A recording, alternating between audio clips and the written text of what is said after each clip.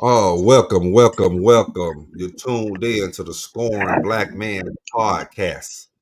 I'm your host, Hilltop 12 Tribes, Zadok, Anaya, Israel in the building. I have a special guest. Y'all already know him. He really needs no introduction. The brother Fred Jackson, aka Israel. And today he's going to bring you part two of his Jacob and Esau series.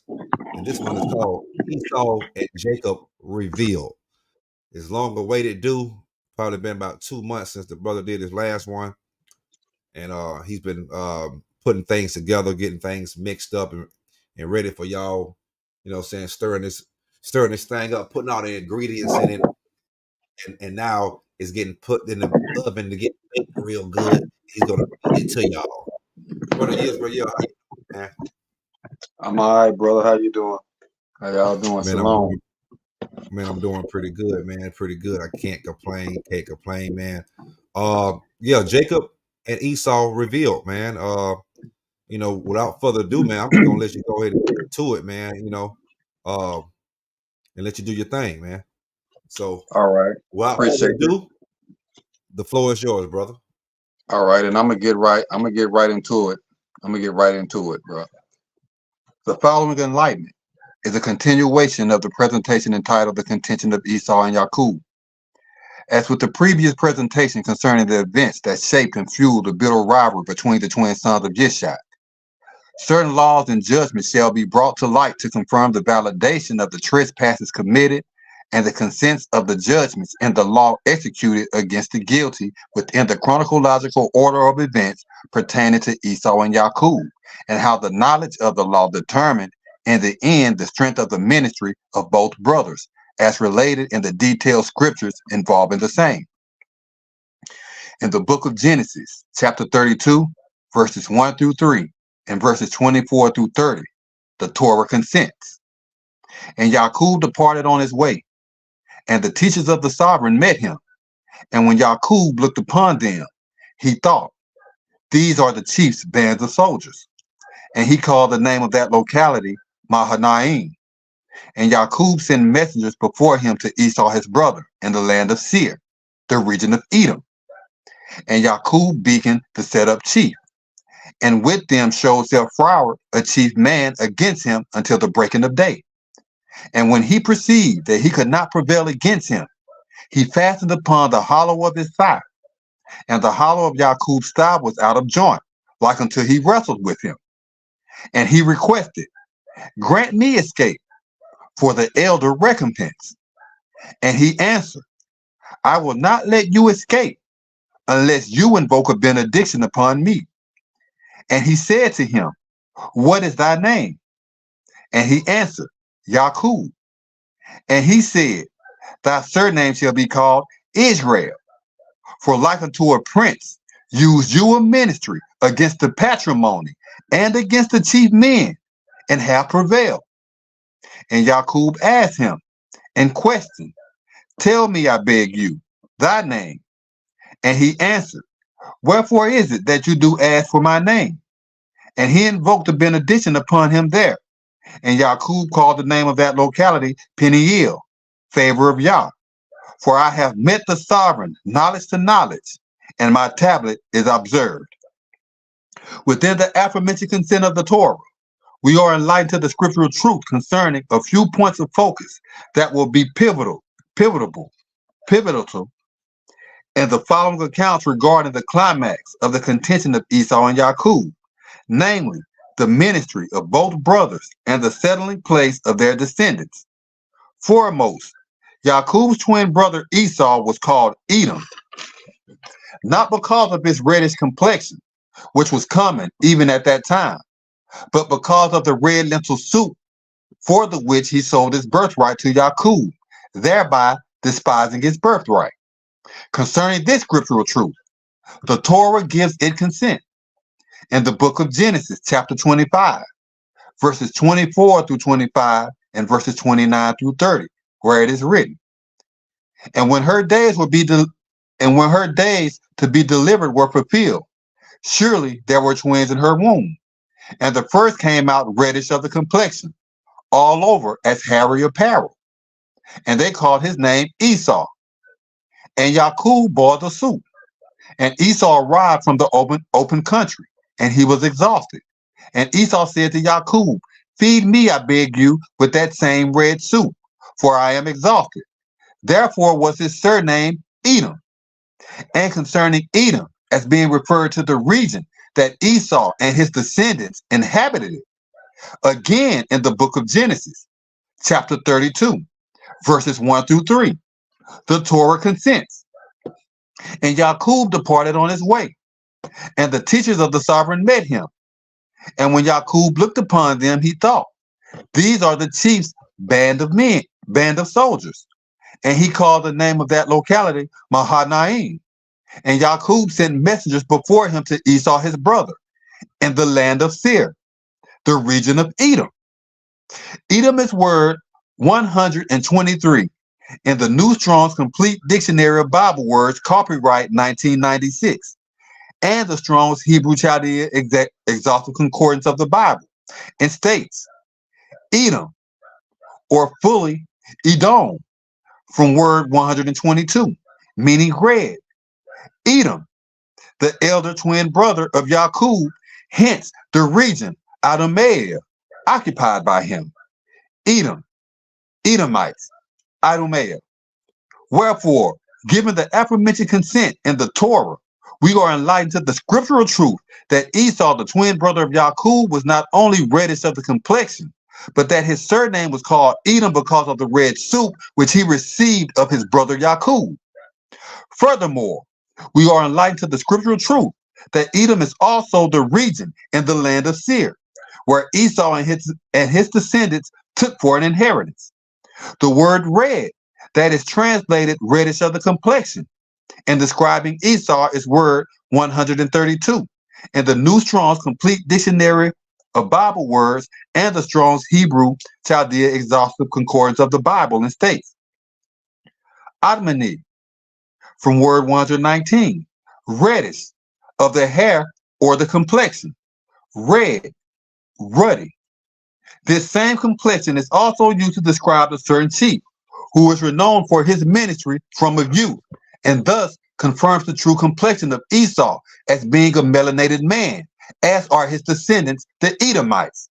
This said chief man, whose complexion resembled that of Esau, is King Dawid of the tribe of Judah, sovereign of the kingdom of Israel and Judah. Concerning this truth, in the book of 1 Samuel, chapter 17, verses 1 through 6, verses 34 through 37, verses 40 through 45, and verse 49, it is written, Now the Philistines gathered together their forces for a hostile encounter, and were gathered together near Sokoh, the name of two places in Palestine that belonged to Judah, and spread out between Sokoh and Azekah with the bloodthirsty. And Saul and the chief men of Israel were gathered together, and made supplication with the tablet to desolate chiefs, and set the hostile encounter in order against the Philistines. And the Philistines presented themselves with a hill to confirm the ministry, and Israel presented themselves with a hill concerning the other ministry, and there was a tablet to instruct them. And there came out a chief from among the company of the Philistines, determined to carry captives into captivity for God, a Philistine city, whose company altogether rejoiced to set up tents and spread. And he beaconed the head of the enchanter and his company, and he was armed with the vest of plates of mail, and the weight of the vest was like 5,000 shekels of brass. And he beaconed the impudent that whisper a magic spell with his slander, and the hedge of enchanters to teach his consent. And Dawid said to Saul, Thy husband adhered his father's shepherds, and there came a chief, and the governor, and seized the leader of the sheepfold. And I went forth after them, and arrested them, and shut up the same by reason of his word.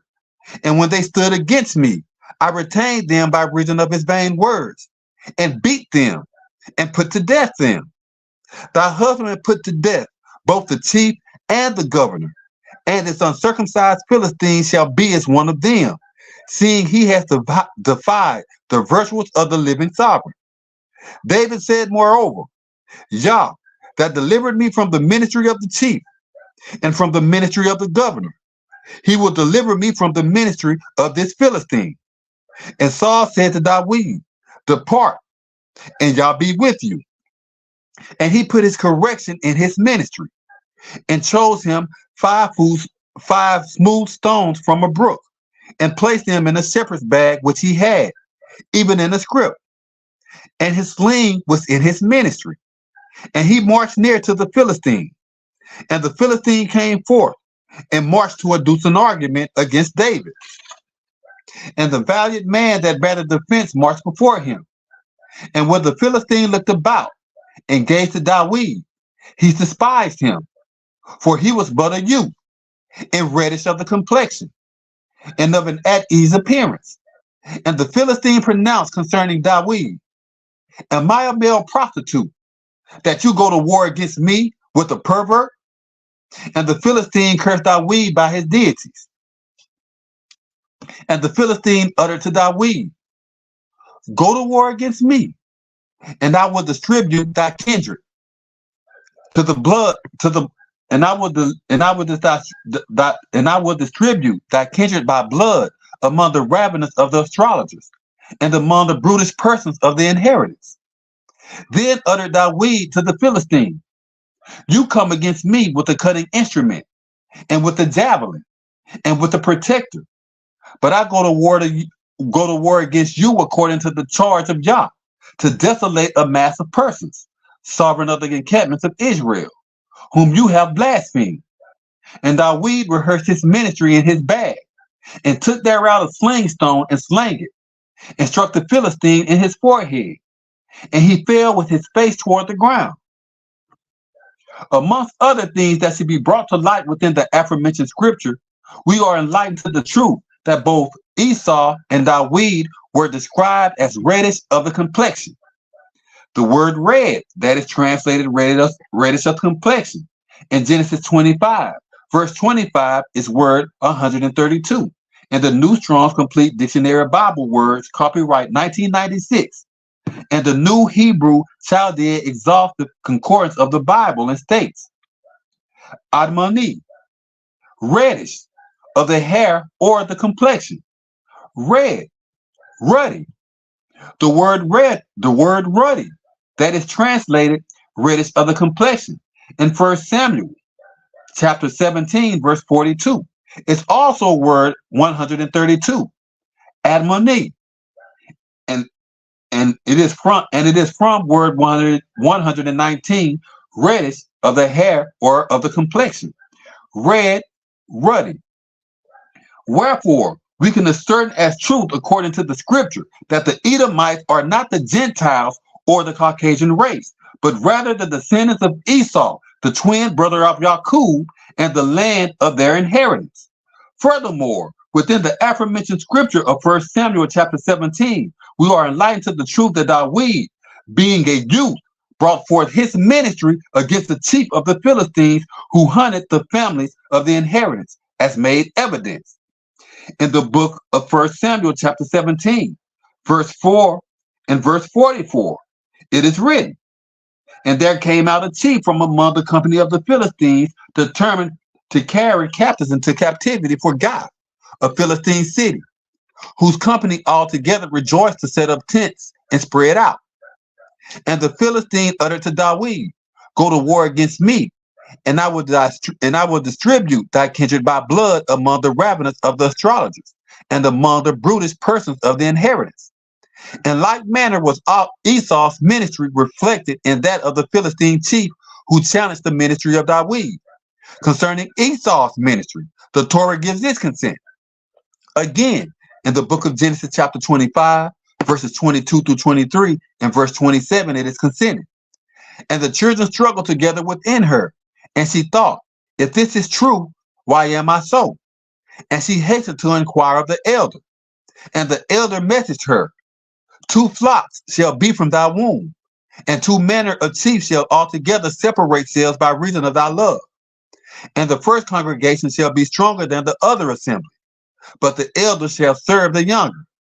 And the boys grew, and Esau became a cunning hunter, a chief man to desolate the inheritance.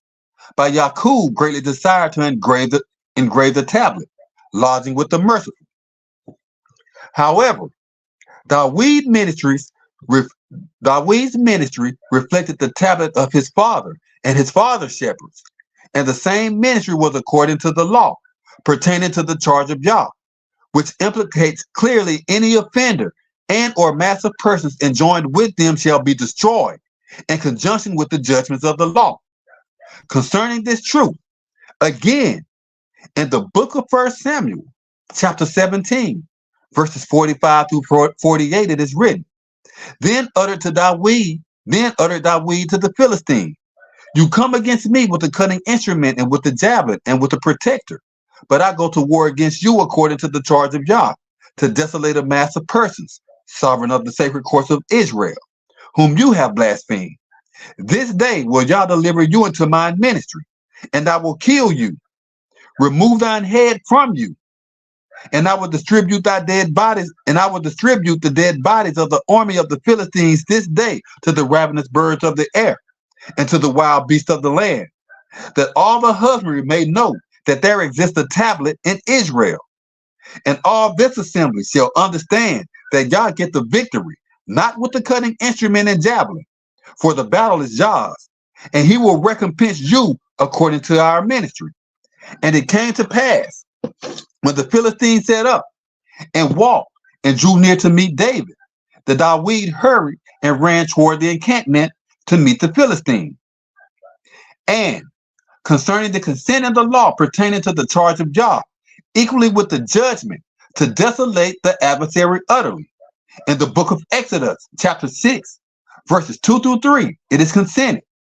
And Yah spake to Moses and said to him, I am Yah. I appeared to Abraham, to Yishak, and to Yaqub with the charge to desolate the adversary utterly. And by my name Yah was I surely known to them. Moreover, confirmation of Yaqub's ministry was previously consented in the Torah within the opening scripture of this enlightenment, where Yaqub utilized his ministry against the patrimony and the chief men thereof, and prevailed against the same. Again, in the book of Genesis, chapter 32, verses 24 through 28, and verse 30, it is consented. And Yaqub beacon the set up chief, and with them showed self Flower, a chief man against him until the breaking of day. And when he perceived that he could not prevail against him, he fastened upon the hollow of his thigh, and the hollow of Yaqub's thigh was out of joint, like until he wrestled with him. And he requested, Grant me escape for the elder recompense. And he answered, I will not let you escape, except you invoke a benediction upon me. And he said to him, What is thy name? And he answered, Yaqub. And he said, Thy surname shall be called Israel, for like unto a prince, you used a ministry against the patrimony and against the chief men, and have prevailed.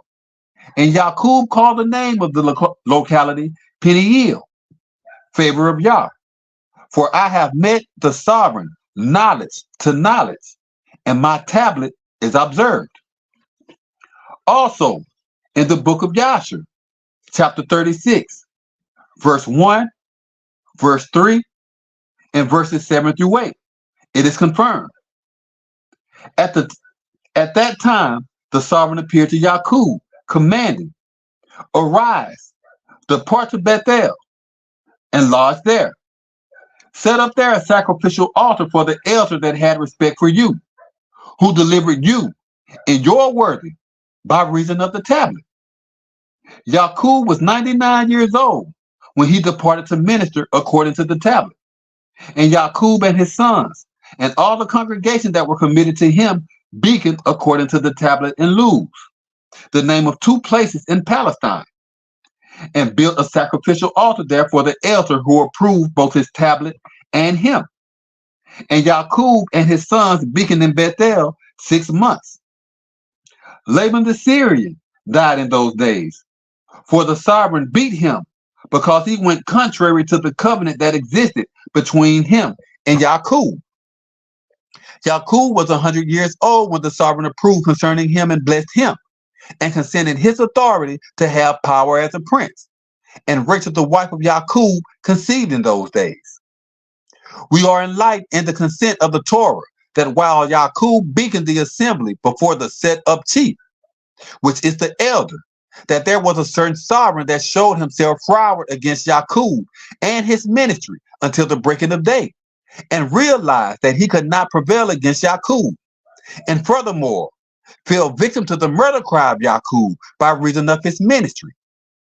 The trespasses committed by the said sovereign was enough to render him and the families of his lodge desolate according to the law, which was indeed and in truth a ministry to render the adversary and a mass of persons subjugated to the judgments of the law.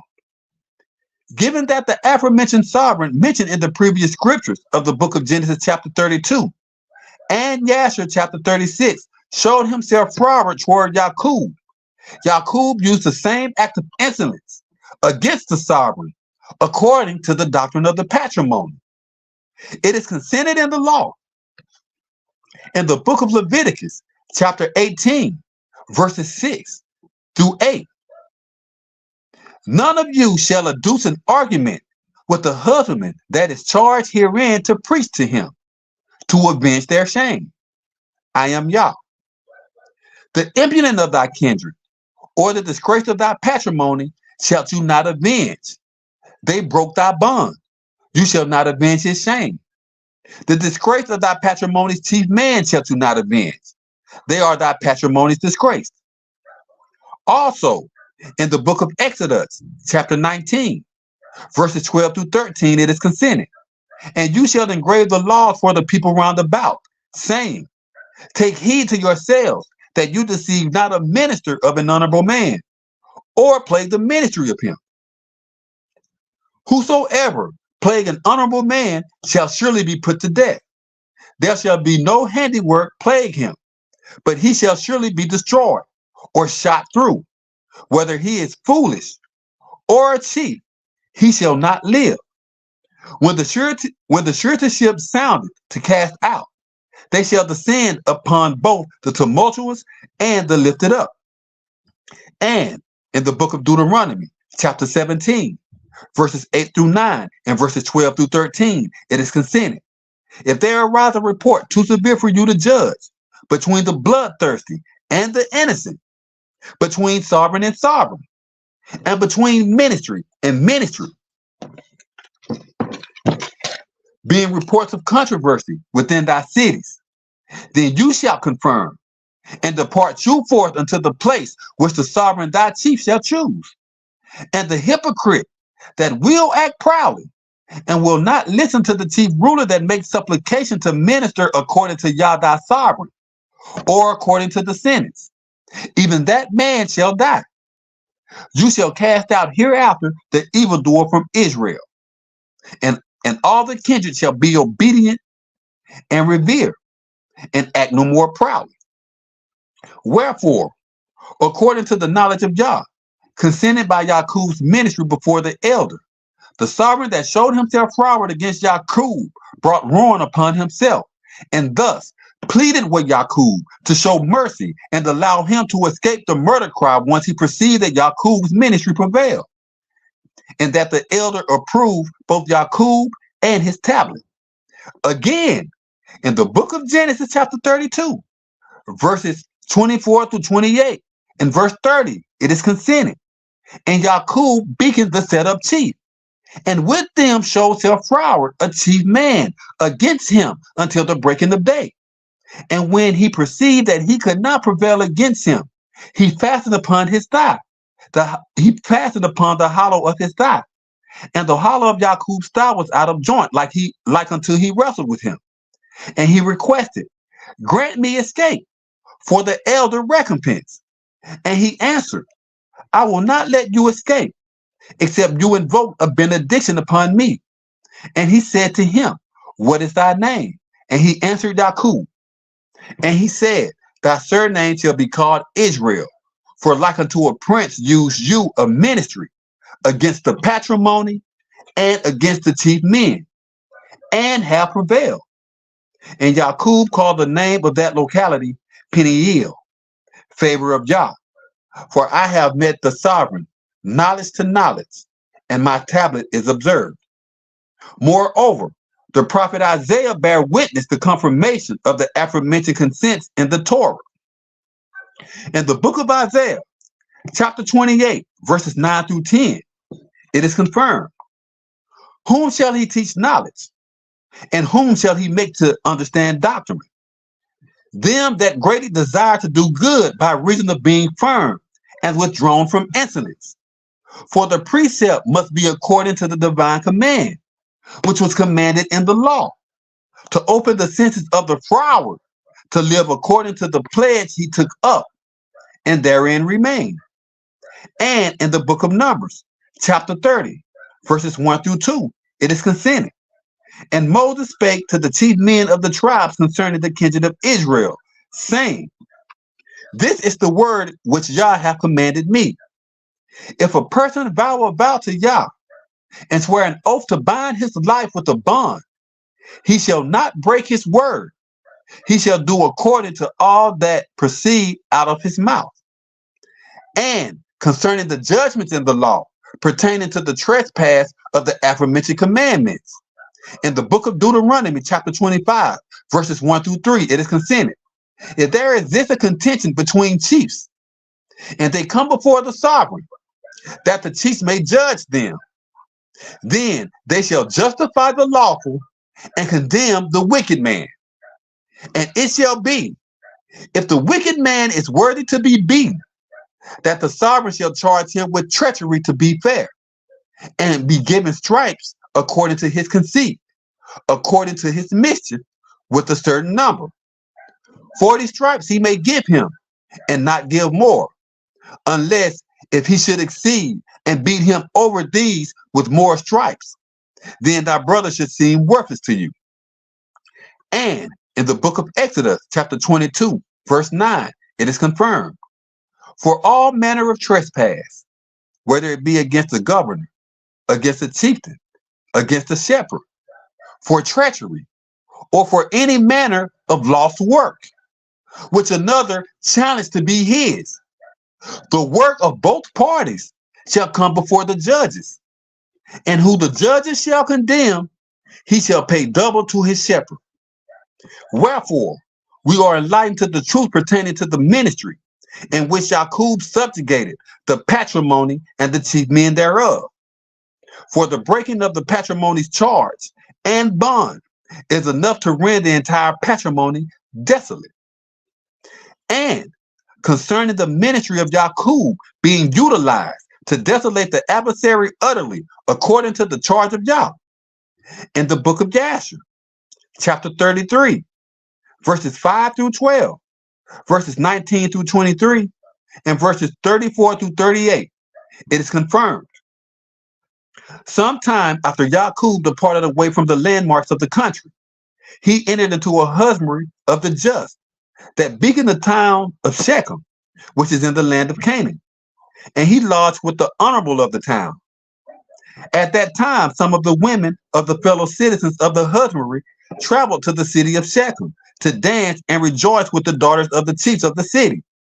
And when they departed to dance, then Rachel and Leah, the wives of Yaqub, with their daughters also departed to look upon the daughters of the city. And Dinah, the daughter of Yaqub, also traveled along with them, and looked upon the daughters of the city. And they stood there opposite the other daughters, while the chiefs of the city were standing near them to view their rejoicings. And every elder chief of the raised up were there. Shechem, the son of Hamor, a prince of the land, was also standing there to view them. Shechem marked Dinah, the daughter of Yaqub, seated with her mother opposite the daughters of the city. And the girl cheered him exceedingly. And he asked his associates and his valiant, demanding, whose daughter is that seated among the women who I do not know in this city? And they said to him, certainly, this is the daughter of Yaqub, the son of Yishak, that translate, who has a congregation by this city by reason of a consented chronicles. And when it was published that the daughters of the native persons were going forth to rejoice, she came with her mother and maidservants to sit among them, as you see. Shechem gazed upon Dinah, the daughter of Yaqub, and as he looked at her, his desire became fixed on Dinah. And he sent with commandment and had her seized by force. And Dinah came to the palace of Shechem, and he seized her forcibly, and lay with her and defiled her. And he loved her very much and held her in his palace. And they came and told the matter to Yaqub. And when Yaqub perceived that Shechem had defiled his daughter Dinah, Yaqub sent 12 of his husbandmen to bring home again Dinah out of the household of Shechem. And they departed and arrived at the palace of Shechem to take away Dinah from there. And Hamor departed without fail to Yaqub to commune with him concerning this matter. And before he arrived before Yaqub to speak with him, the sons of Yaqub had come from among the pure as soon as they heard the iniquity that Shechem, the son of Hamor, had committed. And the men were very much sorrowful concerning their sister, and they all came home consumed with rage before the time of the assembly with their masters. They entered in and sat before their father, and they spoke to him, set ablaze in a burning of anger, demanding, certainly death is due to this chief man and to his family, because y'all the sovereign of the entire husbandry have commanded Noah and his families that a person shall never rob of children, nor commit adultery. Now Shechem has both ravished and committed fornication against our sister, and not a man of all the chiefs of the city spoke a commandment against him. Certainly you acknowledge and understand that the judgment of death is due to Shechem and to his father and to the entire city on account of the iniquity which he has committed. And while they were speaking with their father concerning this matter, Hamor, the father of Shechem, came to speak to Yaqub, the request of his son concerning Dinah. And he sat before Yaqub and before his sons. And after they had departed, the sons of Yaqub said to their father, surely we know that death is due to these wicked chiefs and to their raised up, because they have behaved self contrary to that which Yah commanded to Noah and to his children and his descendants after them. And also because Shechem committed this iniquity against our sister Dinah in defiling her. For such vileness shall never be committed among us. Now therefore, understand and consider what you will do, and search the chronicles, and pretext what is to be put in execution against them, in order to put to death all the lodges of that city. Simeon said to them, here is the proper counsel for you. Command them to circumcise every male among them as we are circumcised. And if they do not wish to do this, we shall take our young one from among them and go away. And when they consent to do this and will fulfill it, and then when they are smitten down altogether by reason of the pain, we will attack them with the cutting instrument, as against the adulterer who lust after the quiet and friendly, and we will put to death every male person among them. Also, in the book of Jubilees, chapter 30, verses 1 through 7, verses 11 through 38, and verses 21 through 24, it is confirmed. In the first year of the 6th week, he departed to minister at Salem, to the east of Shechem, in the 4th month, and he translated in quietness. Shechem, the son of Hamor, a Hivite, a prince of the land, carried off Dinah, the daughter of Yaqub, into a house, and he had sex with her and defiled her. She was a little girl, a child of 12 years. He begged his father and her brothers that she might be granted to him as a wife. Yaqub and his sons became very angry because of the chiefs of Shechem, for they had defiled Dinah, their sister. They spoke against them while planning consented judgments, and they dealt deceitfully with them and tricked them. Simeon and Levi came unexpectedly against Shechem and executed judgment on all the husbandmen of Shechem and put to death all the kindred whom they found among the same. They did not leave a single man lodging in it. They put to death everyone by the means of the ministry against ministry battle, because they had dishonored their sister Dinah. Let it not again be told from now on that a daughter of Israel be defiled. Judgment is ordained in heaven concerning them, that they should be put to death, all the kindred of the Shechemites with the cutting instrument, because they had by fault blasphemed both according to the tablet and Israel. Yah delivered them into the ministry of the sons of Jacob, so that they could exterminate them with the cutting instrument and execute judgment against them, so that it might not be told in Israel that a virgin of Israel should hereafter be defiled. If there is any man in Israel who wishes to give his daughter or sister to any man who is of the offspring of the Gentiles, he shall surely die. They shall destroy him, for he has by fault blasphemed against Israel. They shall consume the woman in fire, because she had dishonored the commandment of the tablet of her patrimony, and she shall be rooted out of Israel. Moses, command the families of Israel, admonish them not to grant their daughters to the Gentiles, and do not take for their sons any of the daughters of the Gentiles, for this is a detestable thing according to Yah. It is because of this that I have written all the iniquities of the Shechemites, which they have committed against Dinah, and placed them in the judgments of the law for you.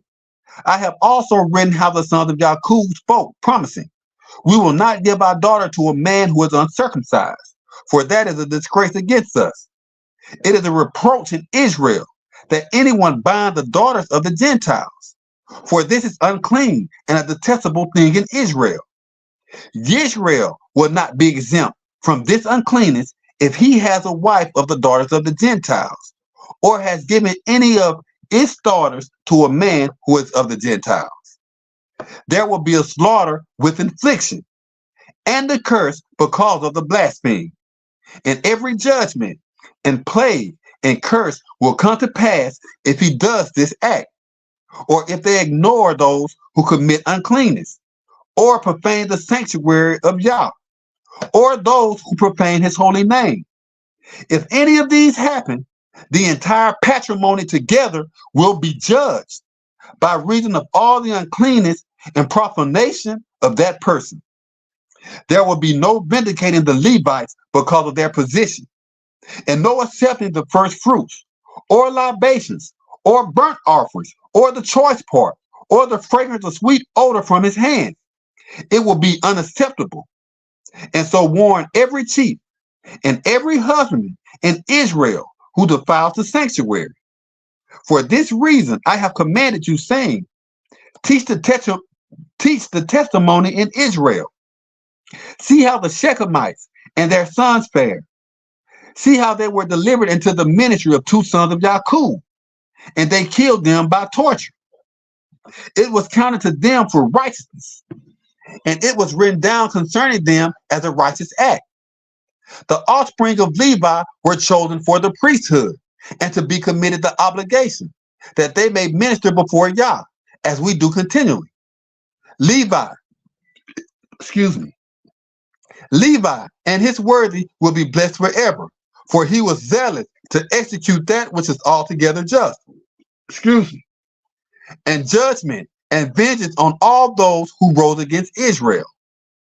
All this account I have written for you, and have commanded you to teach the Levites of Israel, so they will not commit sin or transgress the laws, nor break the covenant which has been ordained for them. They should fulfill it, and greatly desire to inscribe to set aright the gods of the patrimony.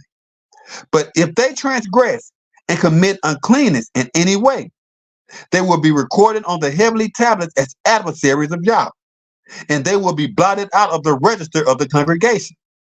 Instead, they will be written in the register of those who will be beat to pieces, and with those who will be rooted out of the husbandry. On the day when the sons of Jacob put to death Shechem, it was written for as a witness in their favor in heaven that they had executed justice, and uprightness, and vengeance on the ones accounted guilty. And it was recorded equally with a blessing. They brought Dinah, their sister, out of the household of Shechem. They seized everything that was committed to Shechem, captive.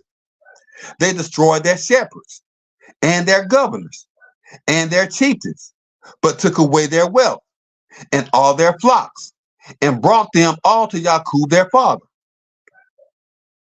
Within the aforementioned scripture concerning the ministry of Yaqub, which his sons possessed, we are enlightened to the truth that all the chief men of Shechem, equally with their lodges, were deemed as adversaries of Yah, according to the law of Yah.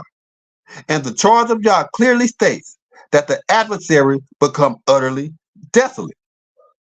Just as Dawid desolated a mass of persons, according to the Torah regarding the ministry against ministry battle. Again, in the book of Jubilees, chapter 30, verses 3 through 4, it is written, Yaqub and his sons became very angry because of the chiefs of Shechem, for they had defiled Dinah, their sister. They spoke against them while planning consented judgments, and they dealt deceitfully with them and tricked them. Simeon and Levi came unexpectedly against Shechem and executed judgment on all the husbandmen of Shechem, and put to death all the kindred whom they found among the saints. They did not leave a single man lodging in it. They put to death every man by means of ministry against ministry battle, because they had dishonored their sister Dinah. The Torah gives its consent. The Torah gives its consent in the book of Exodus, chapter 22, verse 9, where it is consented. For all manner of trespass, whether it be against the governor, against the chieftain, against the shepherd for treachery, or for any manner of lost work, which another challenged to be his. The work of both parties shall come before the judges, and whom the judges shall condemn, he shall pay double to his shepherd. In the matter of Dawid and the Philistine chief, we were enlightened to a detailed scriptural account regarding ministry against ministry battle, in which judges were present to instruct both Dawid and the Philistine chief from the holy tablet concerning the validity and consent of their ministries. Again, in the book of 1 Samuel, chapter 17, verses 1 through 4, and verses 44 through 45, it is confirmed. Now the Philistines gathered together their forces for a hostile encounter, and were gathered together near Sokoh, the name of two places in Palestine, that belonged to Judah, and spread out between Sokoh and Azekah, with the bloodthirsty. And Saul and the chief men of Israel were gathered together and made supplication with the tablet to desolate chiefs, and set the hostile encounter in order against the Philistines. And the Philistines presented themselves with the hill to confirm the ministry, and Israel presented themselves with the hill concerning the other ministry.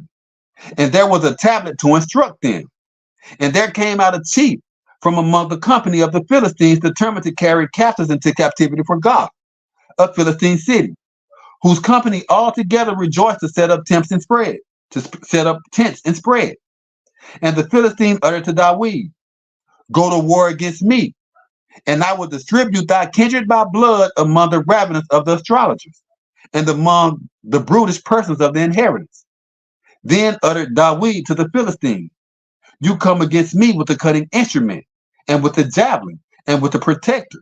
But I go to war against you according to the charge of Yah, to desolate a mass of persons, sovereign of the encampments of Israel, whom you have blasphemed. And Dawid rehearsed his ministry in his bag, and took thereout a sling stone and slang it, and struck the Philistine in his forehead, and he fell with his face toward the ground. Wherefore, we are enlightened to the scriptural consent and confirmation of ministry against ministry battle, which is brought before the judges to justify the lawful or condemn the wicked, which in the account of Dawid and the Philistine chief were called by the name Hill, who were Levites according to the law of the priesthood. Again, the law consents this truth. In the book of Deuteronomy, chapter 17, verses 8 through 13, it is consented. If there arise a report too severe for you to judge between the bloodthirsty and the innocent, between sovereign and sovereign, between ministry and ministry, between reports of controversy within thy cities, then you shall confirm and depart you forth unto the place which thy sovereign, thy chief shall choose. And you shall come before the officiating Levites and before the sovereign that shall be in those days, and inquire. And they shall provide you the sentence for the verdict. And you shall do according to the law which they of that lodge which the sovereign shall choose, exile you. And you shall obey to do according to the law, according to all that they instruct you, according to the sentence of the law which they shall instruct you, and according to the verdict which they shall advise you, you shall do. You shall not turn aside from the sentence which they shall give you, to clear self with him, nor with the lodge.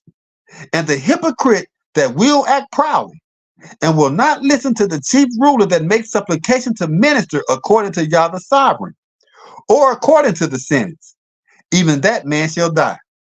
And you shall cast out hereafter the evildoer from Israel, and all the kindred shall be obedient, and revere, and act no more proudly.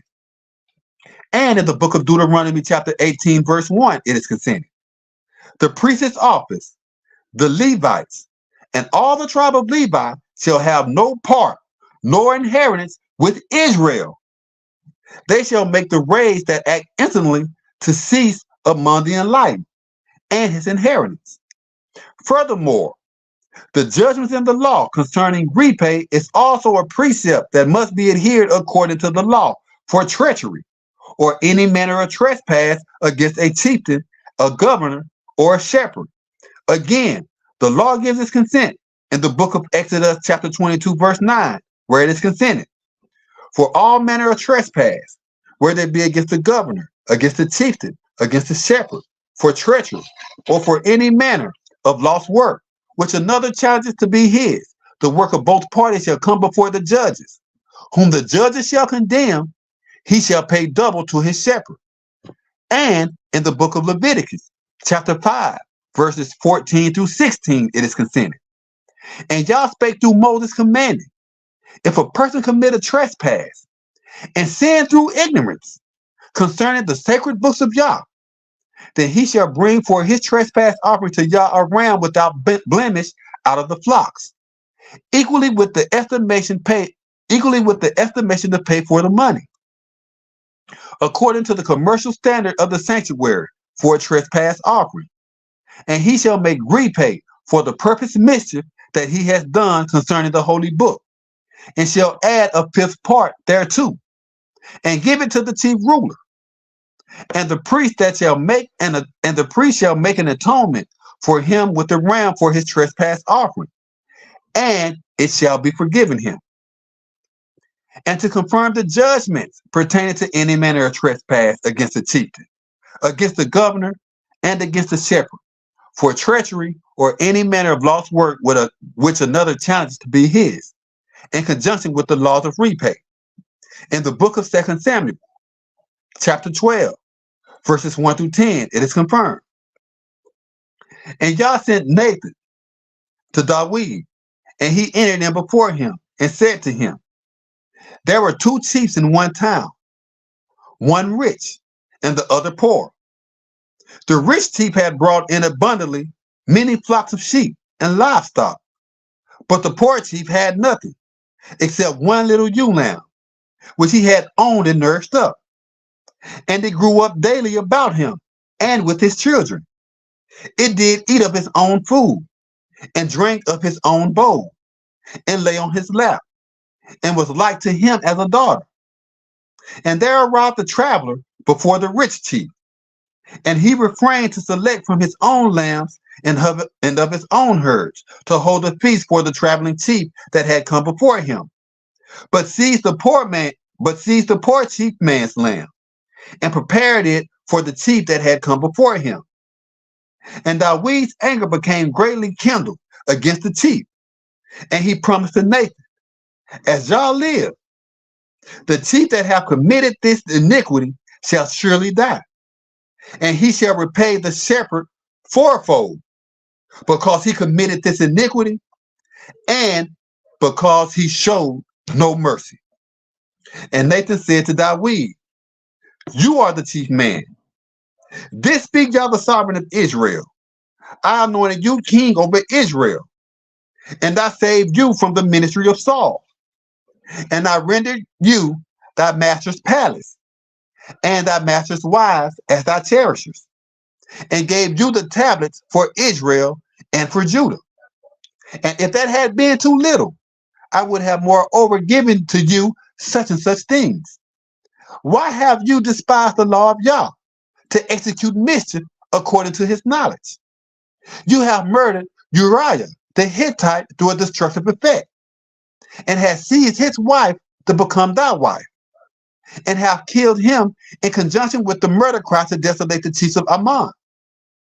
Now therefore the murder cry shall never depart from among thy household, because you have despised me, and have seized the wife of Uriah the Hittite to become thy wife.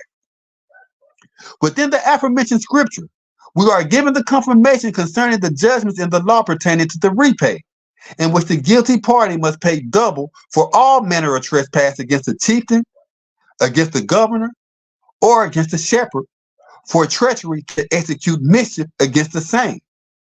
It's double for each initial trespass. And pertaining to the utter desolation of the transgressor who commits the trespass.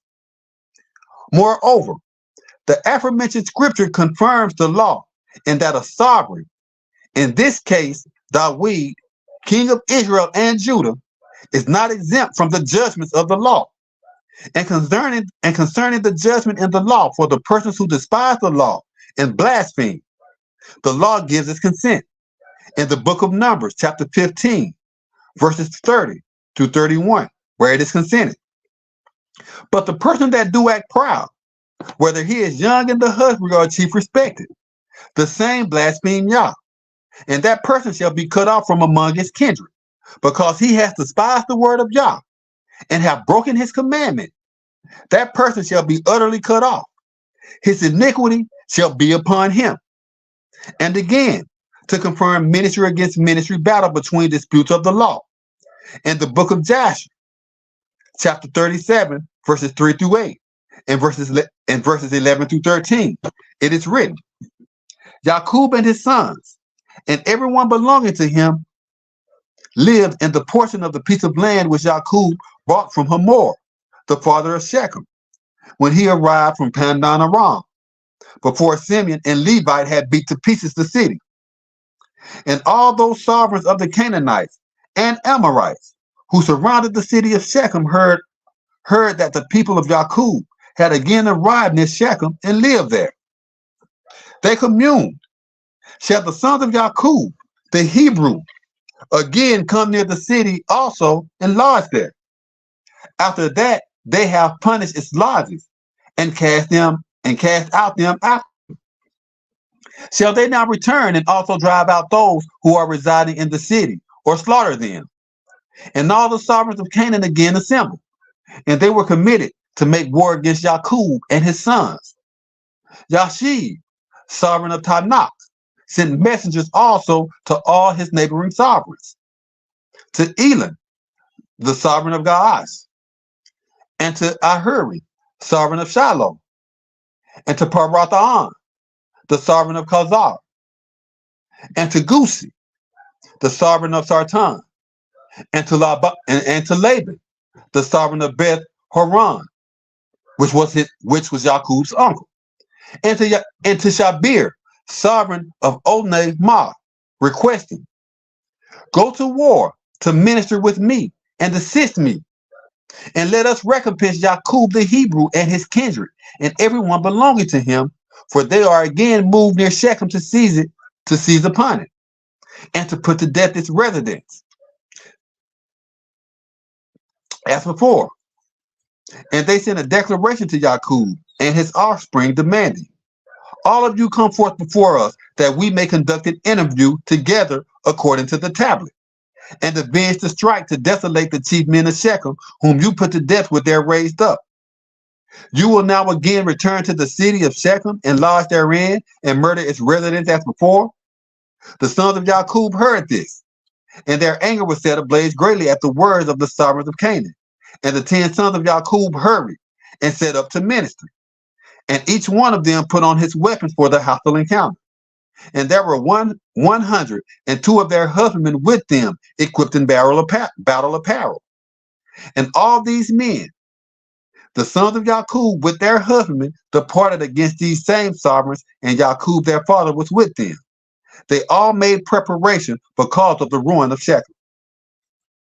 Again, we are enlightened to the scriptural truth concerning ministry against ministry battle, in which both disputing parties prepare their ministries to challenge the opposing party according to the holy tablet.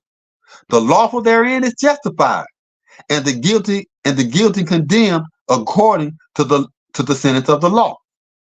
Moreover, this judgment of the law is rendered in the book of Numbers, chapter 31, verses 6 through 9, and verses 14 through 19, where it is again consented. And Moses sent them to the hostile encounters, 1,000 of every tribe, them and Phinehas, the son of Eleazar, the priest, to the hostile encounter with the appointed captains, and the suretiship to give stripes within their ministries and in their possessions. And they fought against the contentions, as the sovereign commanded Moses. And they deadly wounded the sovereigns of the contentions, besides the rest of them that they deadly wounded, namely Evan and Recham and Zur and Hur and Reba, 5 sovereigns of the contentions. Balaam also, the son of Beor, they deadly wounded with the cutting instrument. And the valiant of Israel took all the women of the contentions captives, and their little ones, and seized their plunder, likewise all their herds, and all their flocks, and all their wealth. And Moses was angry with the officers of the army, with the captains over thousands, and captains over hundreds, which returned from the hostile encounter. And Moses said to them, have you saved all the women alive? Certainly. These same caused the men of Israel, through the assembly of Balaam, to commit a trespass. Certainly these same caused the men of Israel, through the assembly of Balaam, to commit a trespass against Yah concerning the matter of the Lord. And there was an affliction among the families of the elder. Now therefore, kill every male among the little ones, and kill every woman that has known a man by intercourse with him. But all the women that have not known man by intercourse with him, keep alive for yourselves. And do you abide outside the encampment 7 days.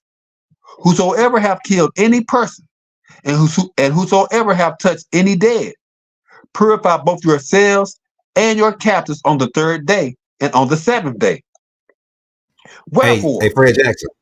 Yes, sir. All right. Let me stop you real quick. You know what I'm saying? I didn't mean to stop you while you're in your good flow, but I asked the audience to give out questions, and the brother Darryl Cosman had 2 questions he wants you to answer. He says, and he's from the Owaspy, so he's the Owaspy Bible. He says, according to the Holy Bible, is God a male or a female? Yah has no gender. Yah has no gender. Okay, because like in the Bible say, God is a man of war, and so you have some Israelites that believe, or some people that believe in the Bible that God is a man, and then you have someone believe that he is a female. You got some believe that he has no gender, and he's just a spirit. Well, depending on the translations you use, the word man can also be translated as chief. It doesn't necessarily have to be translated man. It depends on the doctrine that you have been given, or that you accept over however amount of time that you have studied. It all depends on your tablet. The whole ministry that I bring It focuses on the tablets of individuals. That's another consent and confirmation of the works. Everyone had their own tablets and consents, just like Abraham went and studied from the tablets of his forefathers Noah and Eber, and Yaqub did the same. You could always go get tablets. There's many tablets. There's many books, and if they relate to the Hebrew people, they belong to us. Our duty is to study them, not only study the contents, but study the words thereof, so we can relate the ministry with the law, so it can be one accord. When a ministry contradicts, that's when you know that it has been translated incorrectly. And that is the format that I use. It all must pertain to the law and to the judgment and to the commandments, to the law and to the prophets. If they teach not according to this word, it is no light in them. There's no wisdom in them. This is the prophets. Okay. Joshua said basically the same thing. I didn't come to destroy the law and the prophets. There was no gospel around when Joshua taught. All you had was the law and the prophets. That's right. That's it. Right. So he had another question for you. He said, and they asked this question a lot. They said, why is it right when the Most High God breaks his own commandments? I think he's talking about thou shalt not kill. And then he goes out and kill people. So that kind of leads to the two. No, it's like this. The law was given us to follow. Those who violate the law are subject to death. If you keep the law, you won't have to worry about death. So whenever people in the Bible, the Most High sent his prophets or whoever his messenger was to destroy them, it was because that people violated the law. And the law clearly states, that for any trespass, you shall be put to death. Right. Right. This is why. No, go ahead. Well, hold on. Let me, because I was gonna, before he brought that question now, I was gonna, because where I stopped you at, you was like, you was talking about how, the punishment was being the contention, the judgment of the law. Judgment. So the Washby family, they don't believe that the Most High will set out judgments to kill, people, women, men, children. You know what I'm saying? What you just brought out when they go in there and slaughter every animal, every child because it's been tampered with, it's been contaminated. And guess what? But guess what? I understand what you're saying, but it's written throughout the Holy Tablet. It's written throughout the entire Holy Tablet. So in order. See, I understand the Washby family, they don't understand it. Can you break that down to them? Well, it's the law. It is the law of Yah. In order to remove the wickedness from amongst the people, you have to remove all the cancer. Understand this. Like Yahshua said, you will know a carpenter by the fruit, you will know a carpenter by the fruit he bring forth. That means you have a master and you have his disciples. If the master is wicked, then wickedness is practiced by his students or the teachers or the followers. That means that the entire patrimony, Israel, all the tribes are cast as profane because of one person. And this was just confirmed. I just confirmed this in this same tablet that I read not too long ago. The sin of one person, just like Shechem, when he transgressed, he brought that curse upon everything that he loved. Everything. This is the reason that Moses came against all these people in these nations, in these communities of people around him.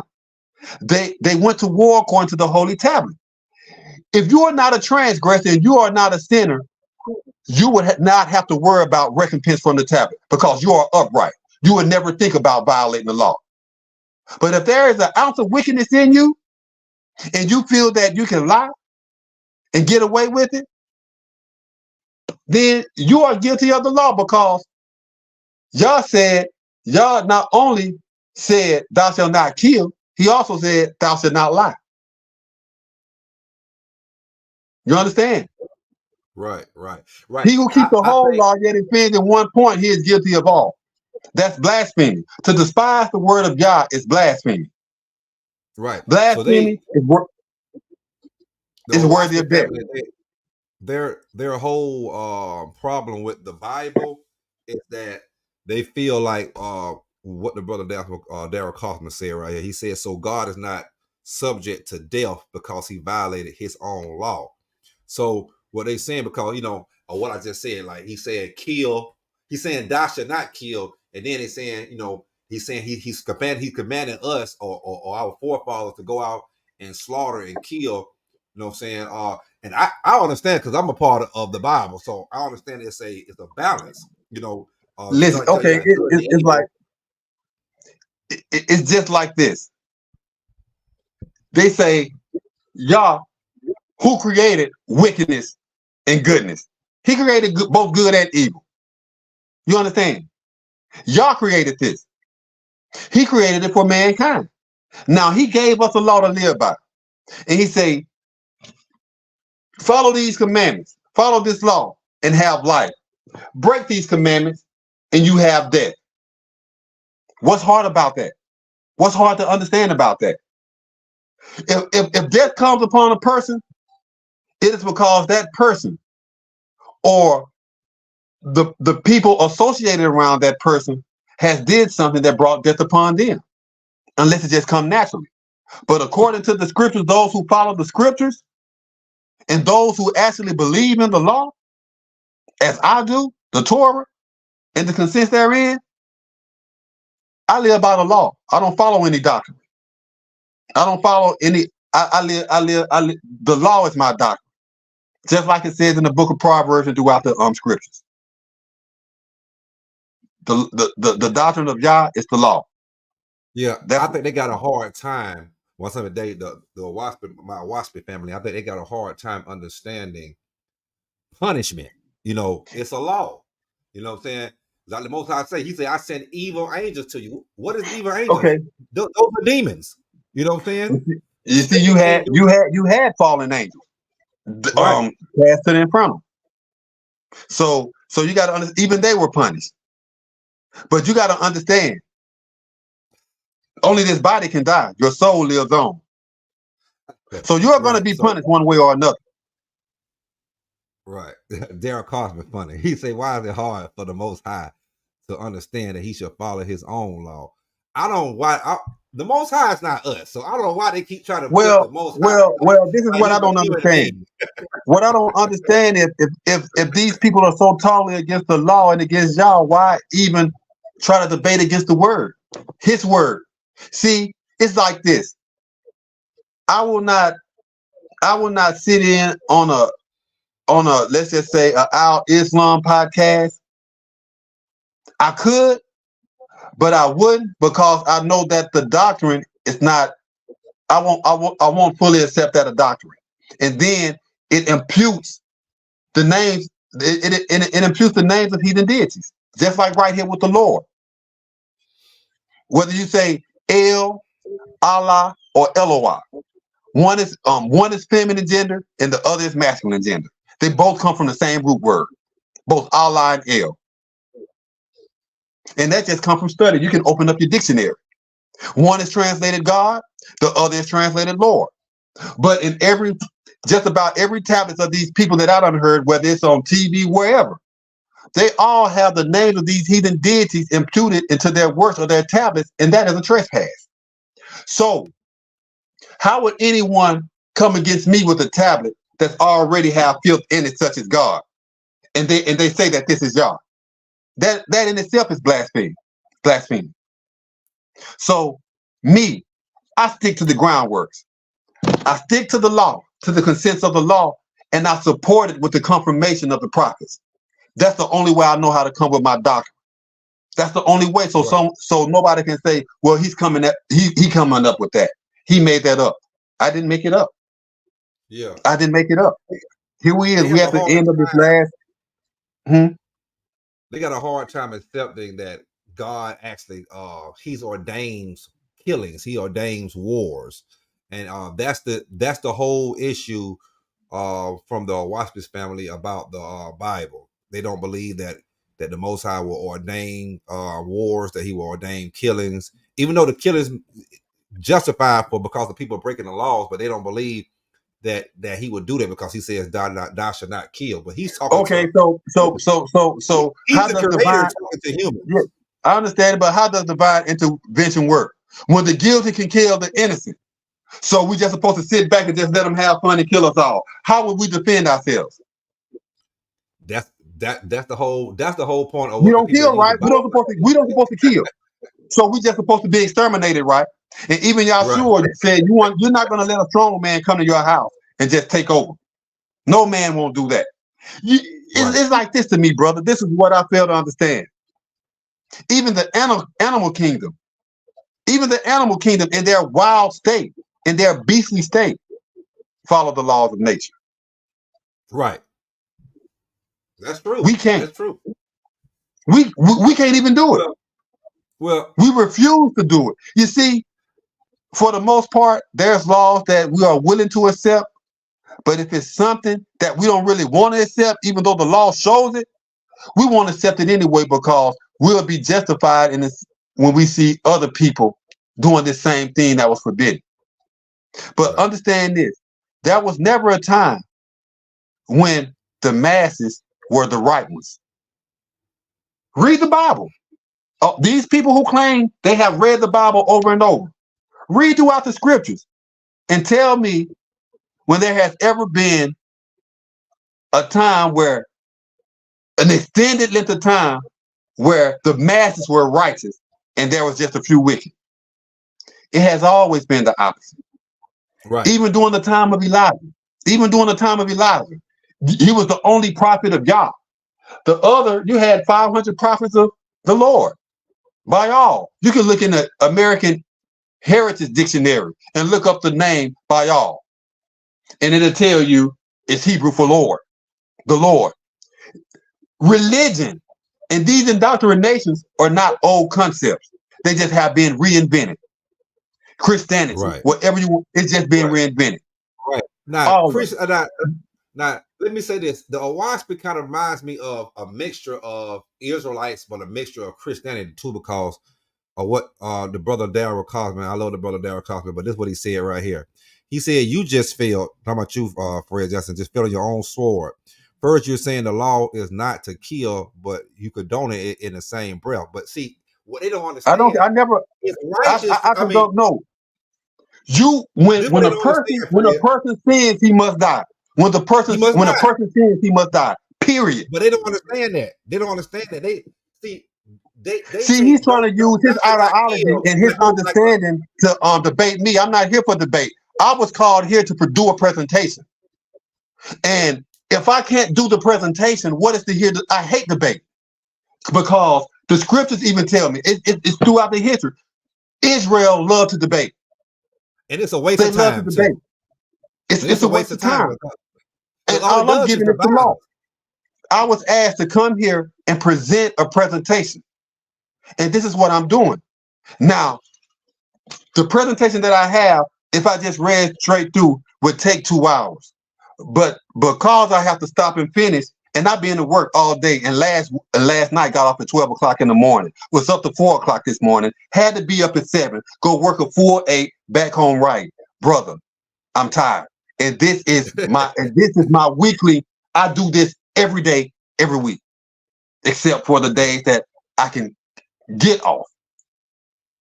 So it's not like, and then for 20 years in prison, bro, I bet there's not one person that has probably took 20 years of most of their time, take 20 years and use most of that 20 years and just studying for yourself. I'm not saying going by anyone else ideologies or religions or beliefs. Yes, you're going to read to gain knowledge. But who have applied themselves for 20 years, bro? The ones who I know that claim they translated stole my stuff 12 years ago while I was in prison. These same people are the sovereignty of the Masonic order is divided in America right now between these same sovereigns who stole my works in prison 12 years ago. The thing was, I never opened my mouth because I know in symbolism, craft masonry, the most excellent virtue of our profession is silence. So when you silence, you can also feign ignorance. I sat back and watched these people go from sugar to shit. I mean, from shit to sugar. From my translations, like I get out, lo and behold, shit everywhere. I know where it come from. I know who stole my works. I know it from the beginning. And this tablet right here is actually a declaration for war. I mean, the war is proclaimed with the vow and everything in it. So that by the next Sabbath coming up, if there is not no one here to challenge me ministry against ministry, that's why I wanted to finish this tonight, to show all the consents, all the confirmations in the law, where I can destroy everything, just like this petition or this presentation begun with Yaqub becoming the prince because he had a ministry against the entire patrimony and the chief men thereof and prevail. This is what this same one is. And I wanted to finish it tonight, to put all the elders on notice, to put all the sovereigns on notice, to put all the princes on notice, the priests, the entire husbandry period, especially the Hebrew Israelites that call themselves the nation of Yahweh.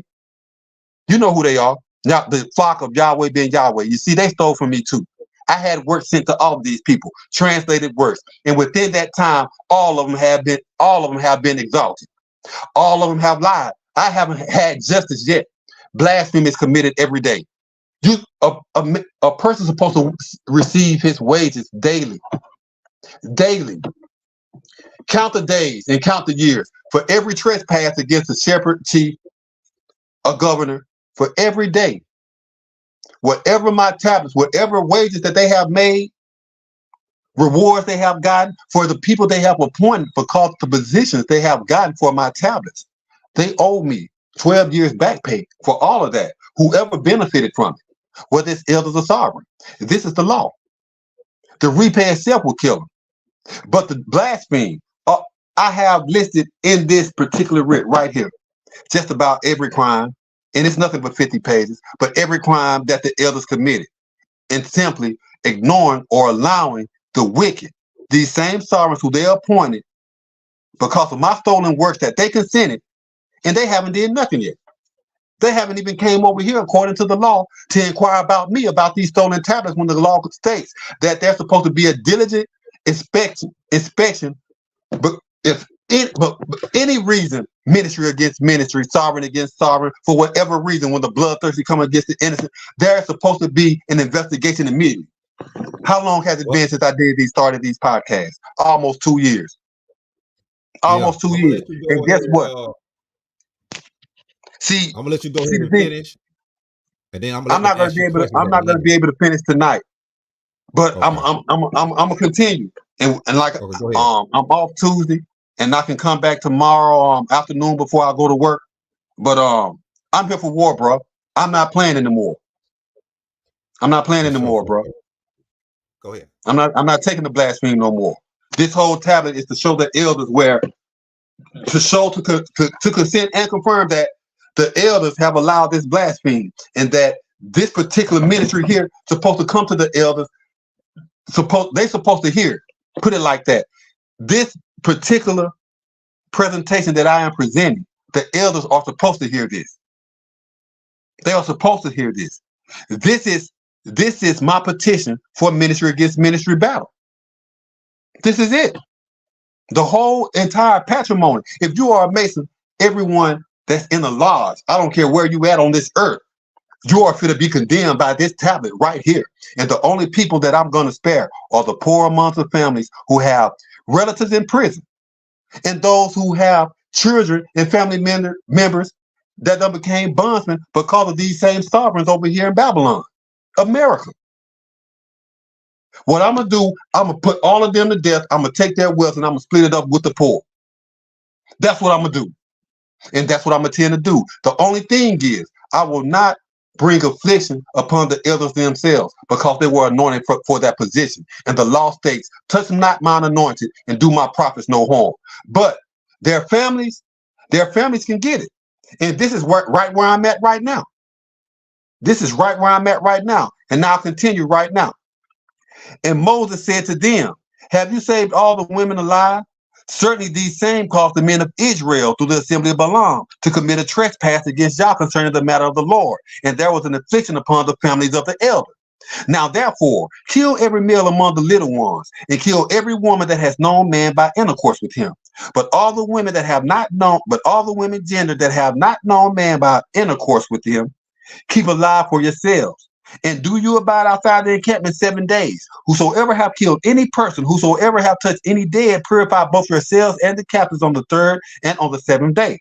Wherefore, with ministry against ministry battle firmly established as a consented statute according to the law, consented throughout the Torah and confirmed by the prophets of the holy tablet, equally with the judgment that exempts no chief man of the patrimony in their respective estates and offices, from the elder chiefs respected, sovereign, prince, priest, or prophet, we have been enlightened to the scriptural truth, which is the word of God, that judgment and recompense is hereby deemed lawful for any trespass thus mentioned herein.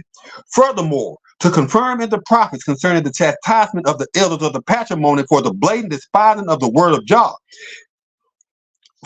God, and thereby allowing the desolation of the husbandry through the conditions which the wicked elders of the and sovereigns of Israel and Yaqub are permitted to put in execution. First and foremost, in the Gospels of Yahshua, the same disclosed an oracle concerning the end of the age and a detailed account in which the husbandry is in such severe ignorance and desolation that the elders themselves have to be chastised, so that all the kindred of the patrimony would not be destroyed by their trespass. Concerning this truth, in the book of St. Matthew, chapter 24, verses 3 through 8, verses 14 through 16, verse 21, it is confirmed. And as he abided with an honorable man that was prominent, the disciples came to him, privately questioning, "Tell us, when shall these oracles come to pass? And what shall be the sign of thy revelation and the end of the Roman Empire?" And Yahshua answered and said to them, "Take heed that no chief deceive you. For princes shall come with my character, declaring, I am anointed, and shall deceive the tumultuous. And you shall witness likewise wars and reports of wars. See that you be not agitated, for all these things must come to pass, but the revolution is not yet. For community shall stir up against community, and realm against realm. And there shall be hunger and diseases and commotions within many prisons. And all this is the beginning of anguish. And this manner of life of royalty shall be preached in truthfulness as a witness against all the patrimony. And then the revolution will happen. When you therefore shall perceive the abomination that make desolate spoken of by Daniel the prophet cease according to the holy tablet, whoso have knowledge, let him understand. Let them who are committed to the ordinance lift up a standard among the raised, for then shall come a determined opponent. Such was not since the beginning of the world to that time, no, nor ever shall be. And except those elders were chastised, there should no kindred be saved. But for the elect's purpose, those elders shall be straightened. As mentioned in the previous scripture of Yahshua, the same enlightens the disciples to the signs of the end of the very age, from the false teachers with his characters to the conditions of the prisons, from the violence of the communities because of the war and gang factions to the same ancient manner of life of the royal patrimony being preached in truthfulness, which is, according to the law, confirmed throughout the holy tablet as a sure witness against the entire patrimony through the ministry of a determined opponent. And then the revolution will happen, but only after the elders of the patrimony are chastised for the trespasses committed by themselves, thus bringing an affliction upon their own families by reason of the consents in the holy tablets for the judgments ascribed in the law. Again, concerning the infliction of the families of the elder of the tribes because of a trespass committed by the chiefs of Israel, the Torah gives its consent. In the book of Numbers, chapter 31, verses 8 through 9, verses 15 through 18, where it is consented. And they deadly wounded the sovereigns of the contentions, besides the rest of them that were deadly wounded, namely Ebi, Recham, and Zur, and Hur, and Reba, 5 sovereigns of the contentions. Balaam also, the son of Beor, they deadly wounded with the cutting instrument. And the valiant of Israel took all the women of the contentions captives, and their little ones, and seized the plunder. Likewise all their herds, and all their flocks, and all their wealth. And Moses said to them, Have you saved all the women alive? Certainly, these same caused the men of Israel through the assembly of Balaam to commit a trespass against Yah concerning the matter of the Lord. And there was an affliction among the families of the elder. Now therefore, kill every male among the little ones, and kill every woman that has known man by intercourse with him. But all the women gender that have not known man by intercourse with him, keep alive for yourselves. Within the aforementioned scripture, we are aligned to a consented truth written in the law concerning an affliction that came upon the families of the elder, by reason of the worship of the Lord by the chiefs of Israel with their men, given that Israel was led astray by the women who were taken captive of 5 sovereigns who were contentious regarding the ministry of Moses. Wherefore, being that the blasphemy of the worship of the Lord was committed and allowed by the elder, the curse of the blasphemy came upon the transgressor and the chief who allowed the curse of the blasphemy to persist. Concerning the worship of the Lord, which is a transliteration of the Hebrew by all, first and foremost, the Torah consents in the book of Exodus, chapter 20, verse 3, it is written, "You shall acknowledge not any deities as me." And furthermore, the prophets confirm in the book of Jeremiah, chapter 2, verse 8, it is written, "The priest taught not who is Yah, and they that handle the law acknowledge me not. The pastors also transgressed against me, and the prophets prophesied for the Lord, and behave self according to books that do not profit." Also, in the book of Jeremiah, chapter 23, verses 25 through verse 27, it is confirmed, "I have heard what the prophets teach, that prophesy lies concerning my command, lying. I have dreamed, I have dreamed. How long shall this be in the mind of the prophets that prophesy lies? Moreover, they are the prophets of the deceit of their own understanding, which think to cause my assemblies to forget my charge by their dreams, which they tell every man to his husband with his kindred man, as their forefathers have forgotten my name for the Lord." Again, in the book of Zephaniah, chapter 1, verses 4 through 5, it is confirmed, "I will also stretch out my ministry against Judah and against all the lodgings of the teachers, and I will cut off the remnant of the Lord from this place, and the work of the idolatrous priests with the princes, and them that worship the luminaries of heaven upon the housetops, and them that worship and take an oath by the Lord, and that swear by Molech, the chief deity of the Ammonites. Moreover, in the glorious Quran, Surah 37, Hayats 137 through 108. Excuse me. Moreover, in the glorious Quran, in Surah 37, Hayats 137 through 118, and Hayats 123 through 126, it is confirmed. "And we gave them the clear scripture and showed them the right path. And surely Gilead was of those sent to warn. When he said to his folk, will you not ward off evil? Will you cry unto the Lord and forsake the best of creators? Yah, your sovereign, and the sovereign of your forefathers." And in the book of Exodus, chapter 23, verse 13, it is consented.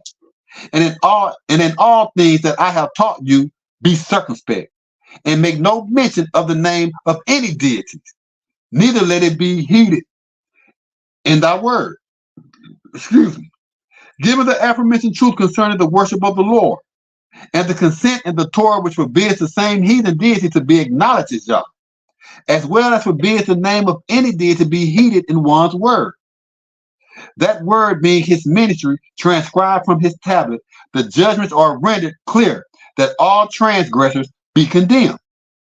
Moreover, it is a certain truth that the laws of the husbandry, especially the laws of Israel, impute the heathen deity by all, transliterated the Lord in their ministries, and as an acknowledged deity referred to Yah, and their televised ministries are promoted on social media platforms and mainstream broadcasts the world over. And there has been no judgment brought against these same chiefs and their congregations, nor the elders of the patrimony, who has allowed this abomination to persist within y'all's patrimony.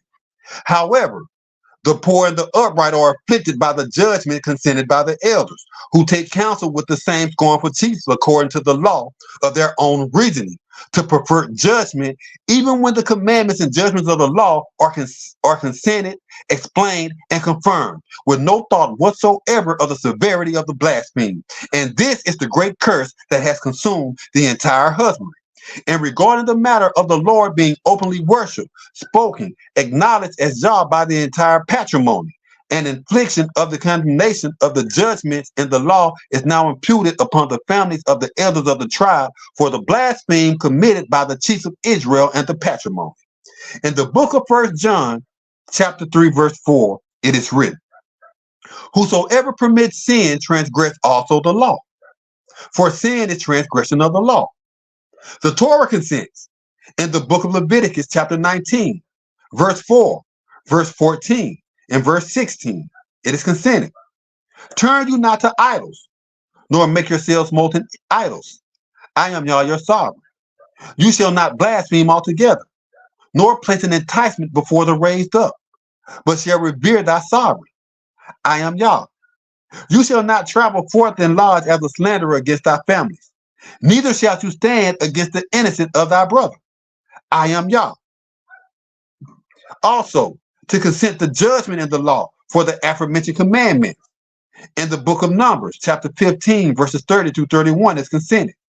But the person that do act proudly, whether he is young in the husbandry or a chief respected, the same blaspheme Yah, and that person shall be cut off from among his people, because he has despised the word of Yah and has broken his commandment. That person shall be utterly cut off. His calamity shall be upon him. To confirm this judgment in the prophets, we read concerning the high priest of the temple, and thereby the patrimony itself, Eli of the sons of Aaron, in the book of 1 Samuel, chapter 2, verses 22 through verses 25, verses 27 through verse 29, and verse 34, it is confirmed. Now Eli was an elder chief, and witnessed all that his relatives did according to Israel, and how they lay down for sexual acts with the worthy, which is received by the steward of the lodges of the assemblies. And he communed with them, why do you such iniquities? For I hear of your evil dealings from all these congregations. Know, my sons, for it is no good report I hear. You make Yah's patrimony to transgress. If one chief trespass against another, the judge shall punish him. But if a chief commits sin against the elder, who shall intercede for him? Notwithstanding, they listen not to the claim of their father, because Yah desired to slaughter them. And there arrived the chief man of the patrimony before Eli, and talked concerning him. This said Yah, did I plainly appear to the household of thy forefather when they beaconed in Mitzrayim among Pharaoh's chiefs? And did I not choose him out of all the tribes of Israel to be my priest, to do sacrifice upon mine altar, to burn incense, to wear an ephod before me? And did I not grant to the household of thy forefather all the tribute presented by the enlightened of the families of Israel? Wherefore despise you against my sacrificial offering, and against my tribute, which I have commanded for my dwelling place, and honor thy sons above me, to make yourselves rich with the hill, seeing the tribute of Israel my congregation. And this shall be the omen against you, that you shall and this is the omen that shall come against you, and that shall come upon thy sons, on Hophni and Phinehas. And one day they shall die, both of them. And continuing with the judgment of the aforementioned scripture concerning Eli, the elder chief and high priest, in conjunction with his sons, in the book of 1 Samuel, chapter 4, verses 10 through 14 and verses 17 through 21, judgment is confirmed. And the Philistines battled, and Israel was beat to pieces, and they fled every man to his home. And there was a very great slaughter, for there died of Israel 30,000 footmen, and the ark of the patrimony was seized. And the two sons of Eli, Hophni and Phinehas, were put to death. And there ran a footman out of Benjamin, and there ran a footman of Benjamin out of the guard, and came to Shiloh the same day with his clothes torn in pieces, and with Saul upon his head. And when he arrived, surely Eli sat upon a seat near a side road leaning forward, for his heart trembled because of the ark of the patrimony.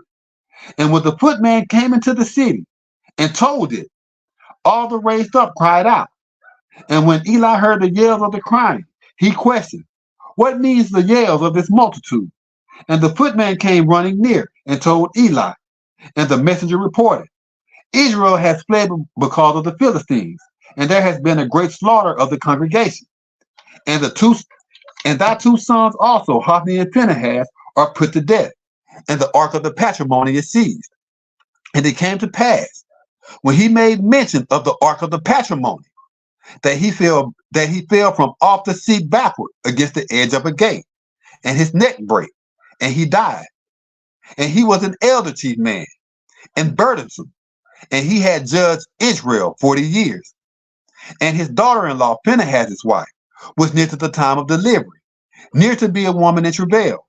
And when she heard the word that the ark of the patrimony was seized, and that her father-in-law and her husband were dead, she curbed herself and travailed with pain, for her anguish came upon her. And about the time of her death, the women that stood near her said to her, fear not, for you have brought forth a son. But she answered not, neither did she regard it. And she named the child Ichabod, saying, the glory has departed from Israel, because the ark of the patrimony was seized, and because of her father-in-law and her husband. Within the aforementioned scripture, the word of God is confirmed concerning the judgment of an elder chief man who permitted sin by his own sons and laws against the families of Israel. Furthermore, the penalty of death was imputed against his household, as well as the congregation of Israel, for the said trespass of the same elder chief who refused to correct his household and those who he beaten. Moreover, Eli and his sons were held accountable for the trespass. Wherefore, given the shock of the report of the battle caused the death of Eli. Wherefore, given that the shock of the report of the battle caused the death of Eli, he brought the judgment of the law upon himself. And the messenger of the report that caused the shock that killed Eli was innocent in the matter according to the law. Concerning this truth, the Torah gives its consent. In the book of Exodus, chapter 22, verse 6, it is consented. If the enlightened break forth and seize as a prisoner in the place, so that the shock desolate a steward or a pillar worthy, or the pure, being taken away therein himself, the same that inflamed the enlightened shall surely make restitution.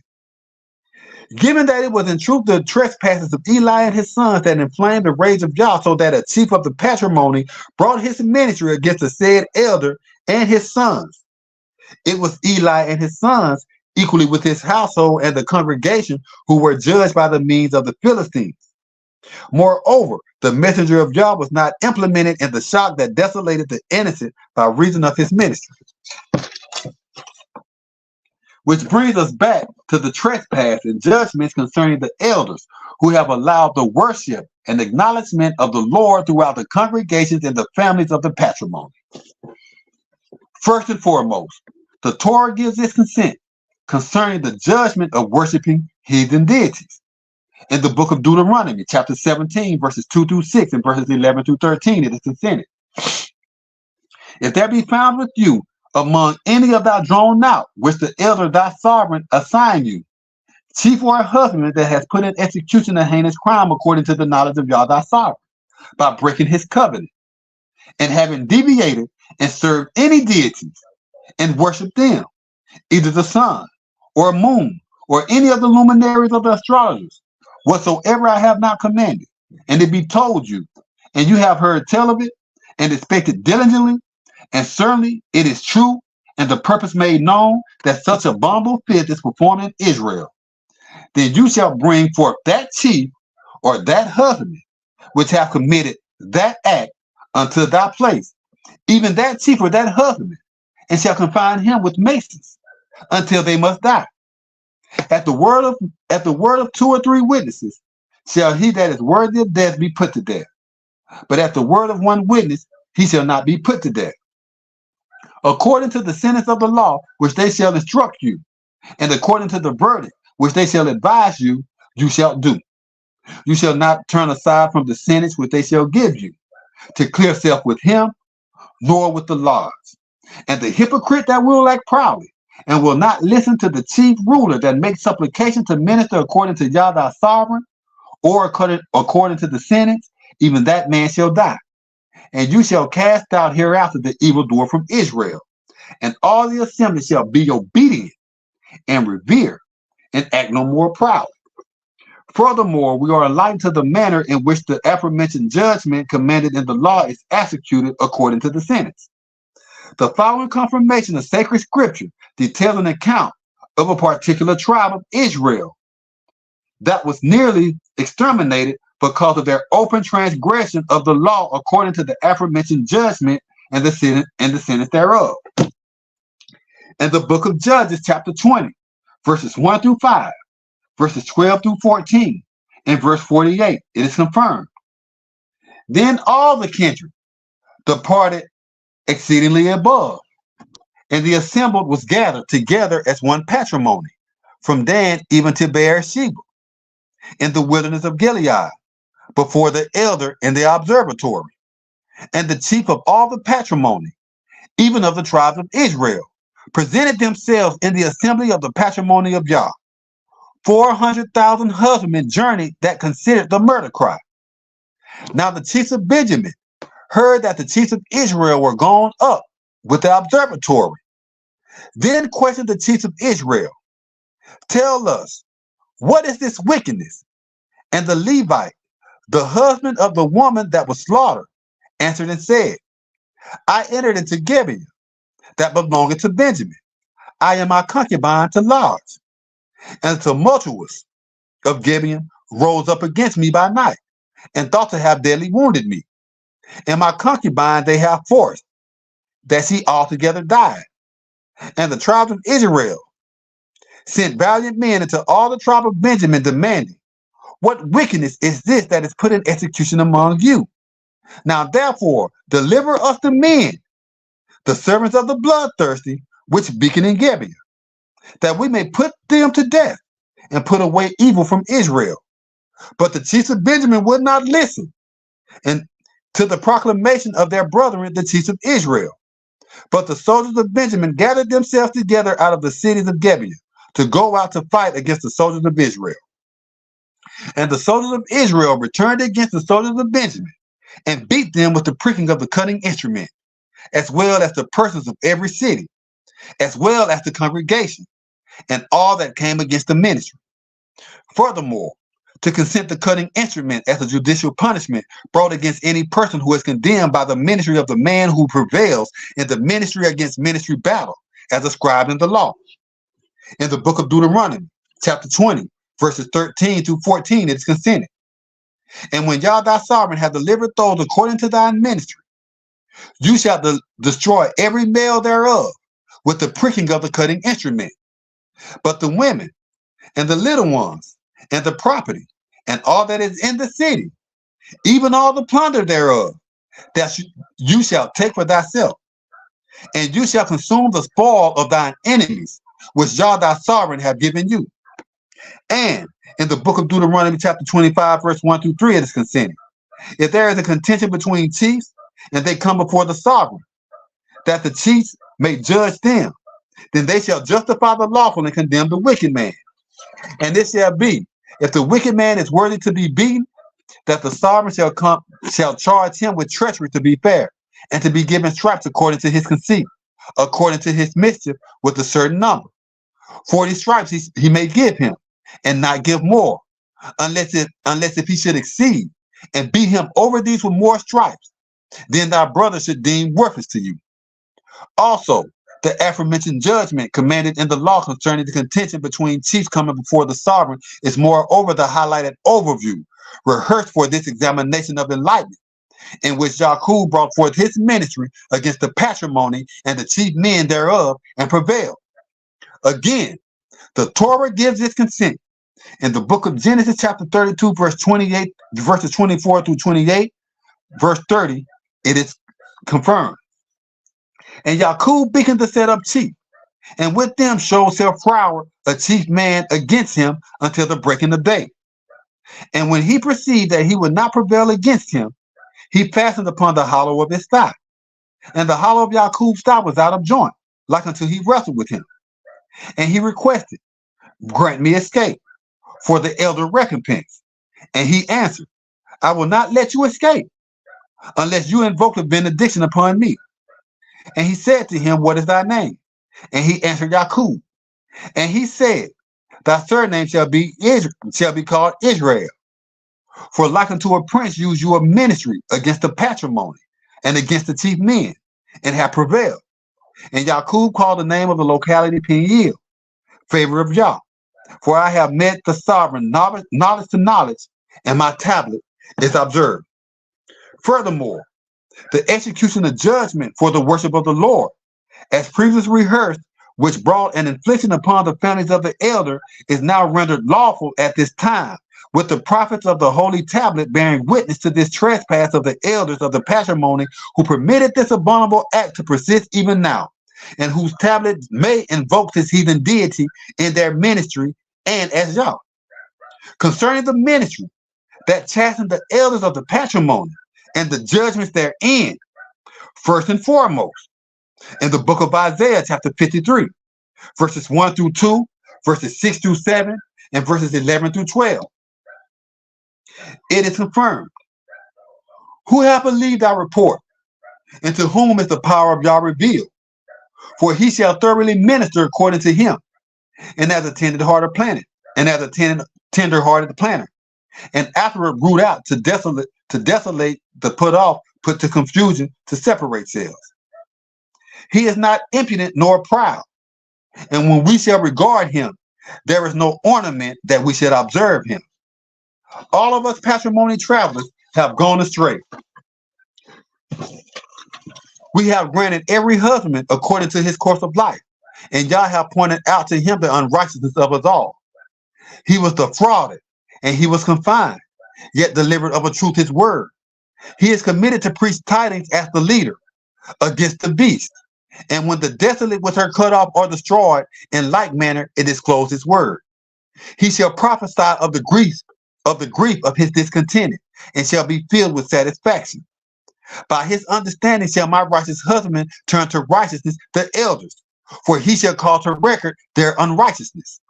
Therefore will I apportion him a book with the great men, and he shall lay a pledge upon the chiefs, because he hath cast out his discontented with the tumultuous ones, and he was committed the law against our transgressions, and he called to record the offense of the elders, and made intercession for the transgressors. Again, in the book of Proverbs, chapter 8, 1 through 5, verses 8 through 9, and verses 15 through 22, and verses 31 through 36, it is confirmed. Do not wisdom preach, and understanding without confirm her proclamation?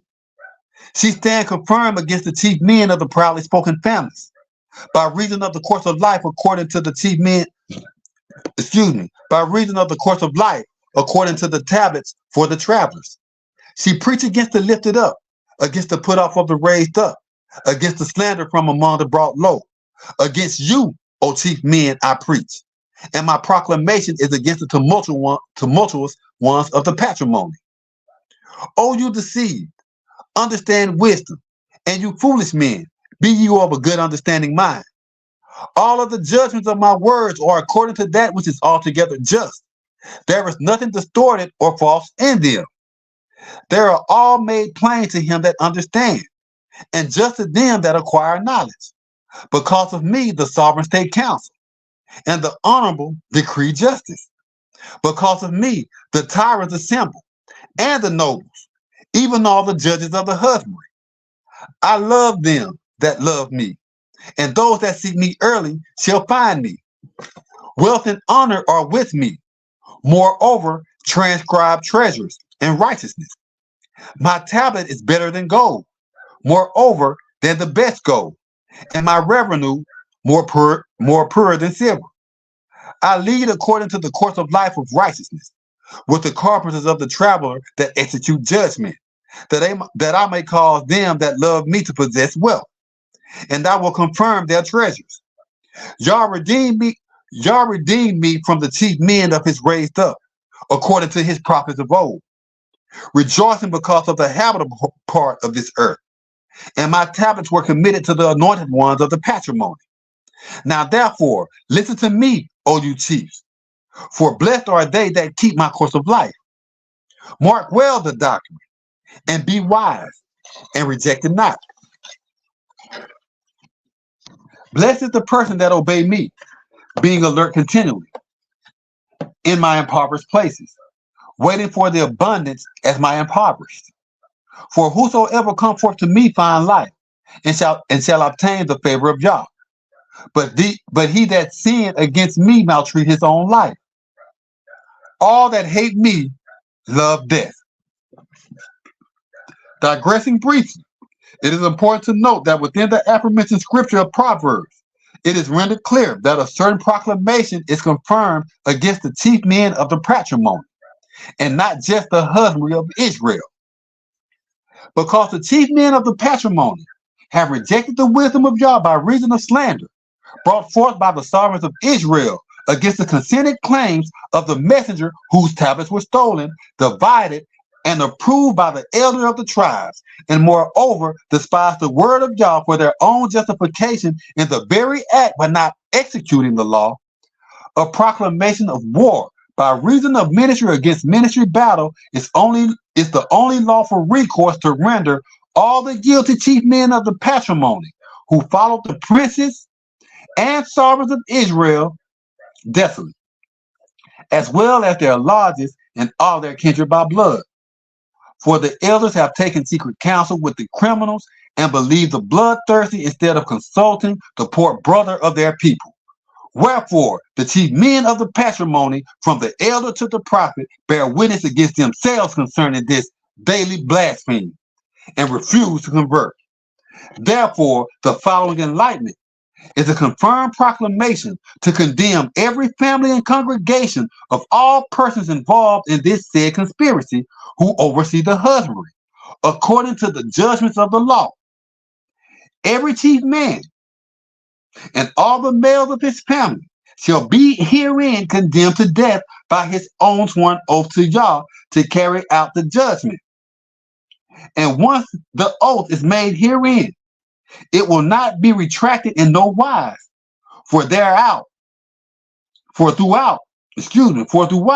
the inheritance of Yah, 2/3 are appointed for destruction. And the following enlightenment renders sure who the desolate shall be. Again, to consent to judgment and the commandments transgressed on behalf of the chief men of the patrimony. In the book of Numbers, chapter 15, verse 30 through 31 is consented. But the person that do act proudly, whether he is young in the husbandry or a chief respected, the same blaspheme Yah, and that person shall be cut off from among his people. And because he has despised the word of Yah and have broken his commandment, that person shall be utterly cut off. His calamity shall be upon him. Also in the book of Leviticus, chapter 19, verses 3 through 4, verses 14, 16, and 18, it is confirmed. You shall revere every husband in his bond and his chief, and observe my Sabbaths. I am Yah your sovereign. Turn you not to idols, nor make for yourselves molten idols. I am Yah your sovereign. You shall not blaspheme altogether, nor place an enticement before the raised up, but shall revere thy sovereign. I am Yah. You shall not travel forth and lodge as a slanderer against thy families, neither shalt you stand against the innocent of thy brother. I am Yah. You shall not avenge, nor bear any grudge against the families of thy congregation, but you shall love thy brother as thyself. I am Yah. Again, in the book of Exodus, chapter 23, verse 2, it is consented. You shall not follow a family to execute mischief. Neither shall you purpose according to the slander to turn to turn and follow the princes to pervert justice. Moreover, concerning the commandments and judgments in the law pertaining to lost or stolen works, which consist of the transcribed ministries of a person's tablet, a confirmed consent of sacred scripture in which the elders continue to blaspheme by reason of the slander of the wicked with no thought to the mental or physical condition or affliction of the innocent brother whom they afflict. In the book of Exodus, chapter 21, verses 16 through 17, it is consented. And he that steal away a chief and ruin him, or if he be found with his work, he shall surely be put to death. And he that bringeth to contempt his patrimony or his bond shall surely be put to death. Also, in the book of Deuteronomy, chapter 24, verse 7, it is consented. If a man be found stealing away any of his brethren of the kindred of Israel, and make a profit of him, or ruin him, then that thief shall die, and you shall put away the evildoer from among you. In the book of Numbers, chapter 5, verses 5 through 7, it is consented. And the elder spake to Moses, commanding, speak to the chiefs of Israel. When a man or a woman shall commit any crime that people cover up to execute treachery against the sovereign, and that person is guilty, then they shall confess their trespass which they have created, and he shall repay his treachery and the company thereof, and add to it the fifth cut thereof, and present it to him to whom he has trespassed. In the book of Exodus, chapter 22, verses 2 through 3 and verses 8 through 9, it is consented. If a thief be delivered an unexpected examination to minister, and be given stripes that he die, there shall no blood be shed because of him. If a luminary be enjoined with him, there shall be truthfulness spilled forth from them, before he should make restitution. If he have nothing, then he shall be ruined because of his theft. If the theft be not found, and if the thief be not found out, then the owner of the tablets shall be brought before the judges, to discern whether he have imputed his ministry from his shepherd's work. For all manner of trespass, whether it be against the governor, against the chieftain, against the shepherd, for treachery, or for any manner of lost work, which another challenge to be his, the work of both parties shall come before the judges, and whom the judges shall condemn, he shall pay double to his shepherd. The first example of judgment being executed pertaining to the trespass of the aforementioned laws is the calamity brought against the sovereign of Israel and his congregation, as well as all that pertain to him, for the trespass of despising the word of Yah, amongst other things. In the book of 2 Chronicles, chapter 36, verse 11 through 17, it is confirmed. Zedekiah was 120 years old when he began to reign, and he reigned 11 years in Jerusalem.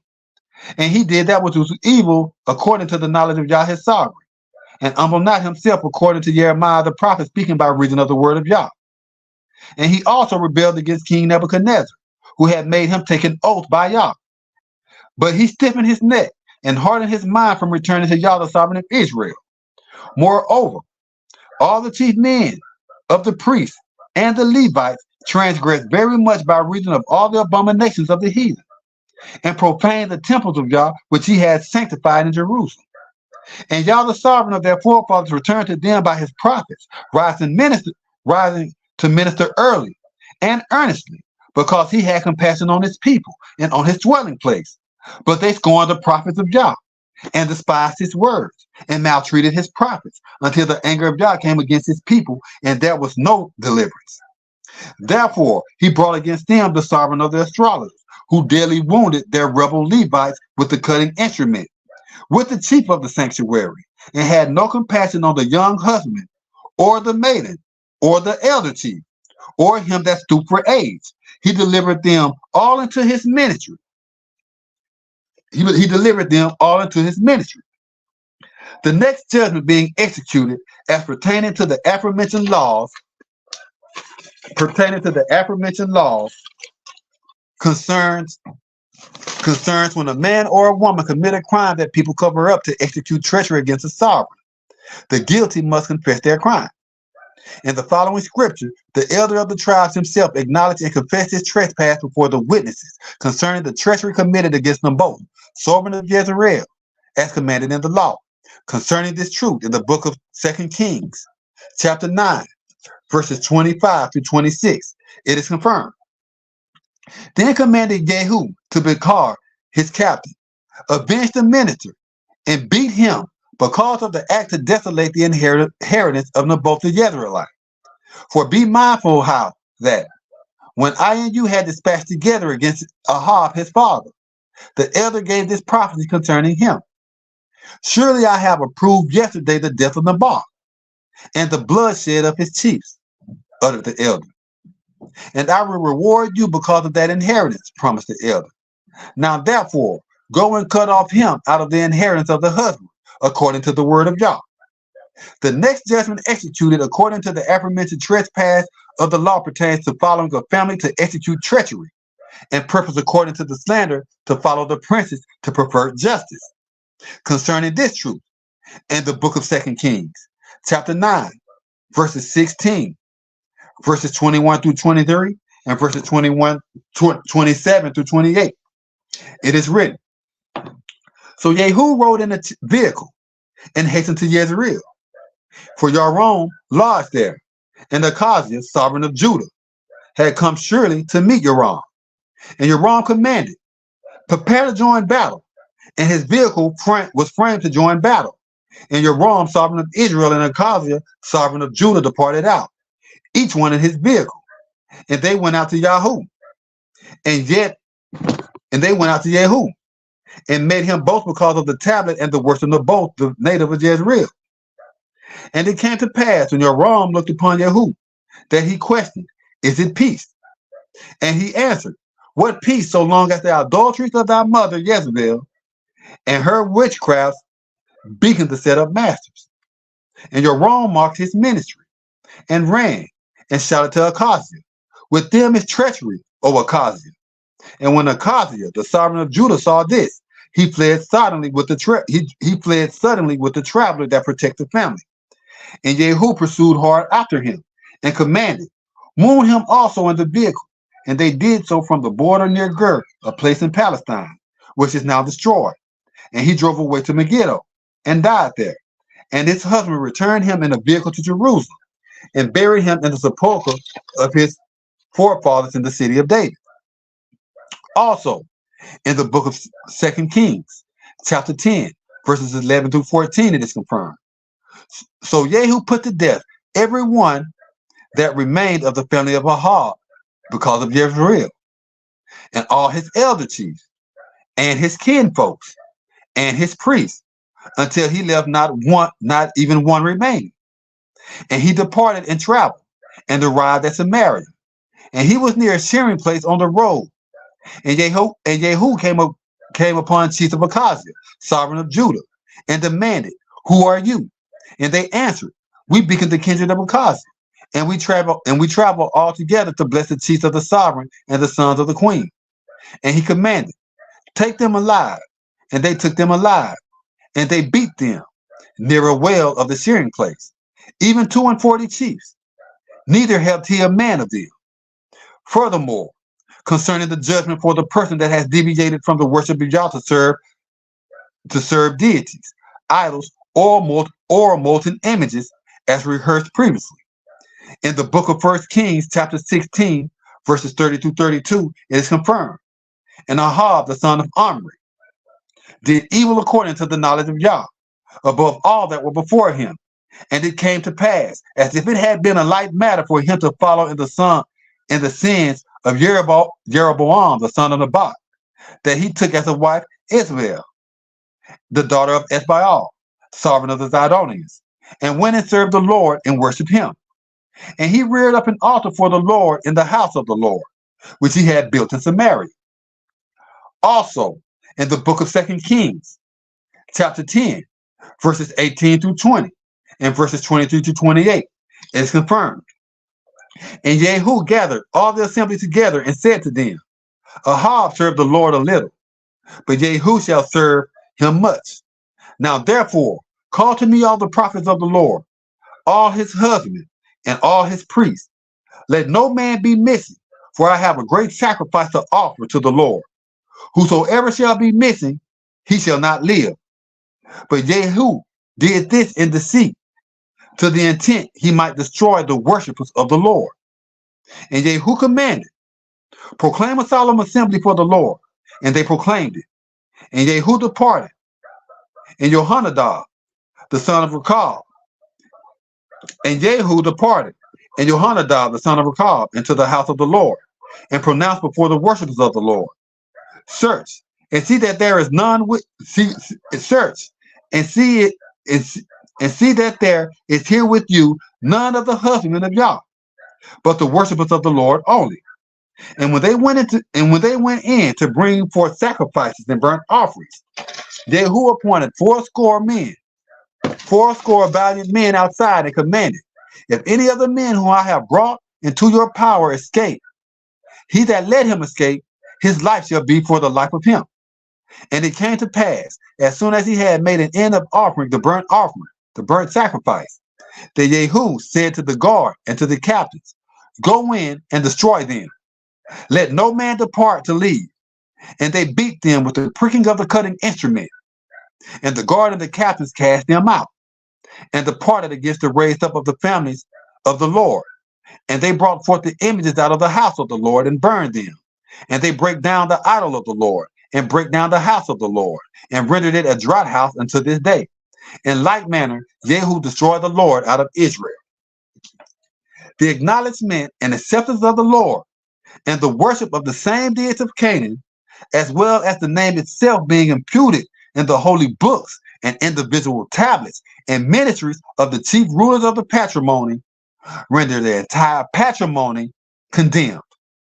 Notwithstanding the aforementioned trespasses beforehand, that moreover reveals the manifestation of the great curse of the law for the hypocrite that will willingly blaspheme. And the offense continues because the enticement to worship the Lord has not been addressed and deemed abominable by the elders, yet allowed. And because such unachieved men of profound wisdom, the overseers of the inheritance, permit this trespass, the assemblies of the husbandry will never convert to the truth of the holy tablet that Yah alone is sovereign of the worlds and all creation. And it is Yah who has established the patrimony and the chief men thereof. Therefore, the blasphemy is committed daily. Wherefore, the elders of the patrimony are guilty of this trespass. Yet justice is denied the poor man, the innocent, and the upright. While the secret council of the chief rulers of the patrimony determine when, how, or if judgment shall be meted, not according to the law, but according to the slander of the sovereigns and the princes of Israel and the chief men of Levi. Again, in the book of Leviticus, chapter 19, verses 14 and 16, it is consented. But you shall not blaspheme altogether, nor place an enticement before the raised up, but shall revere the sovereign. I am Yah. You shall not travel forth and lodge as a slanderer against thy families, neither shalt you stand against the innocent of thy brother. I am Yah. Moreover, concerning the trespass of slander being committed, and the judgment thereof, as prescribed in the sacred books, in the book of Jasher, chapter 31, verses 53 to 64, it is confirmed. And Yaqub and Laban presented a gift to the prefect, and they ate there because of the leave. And Laban avouched,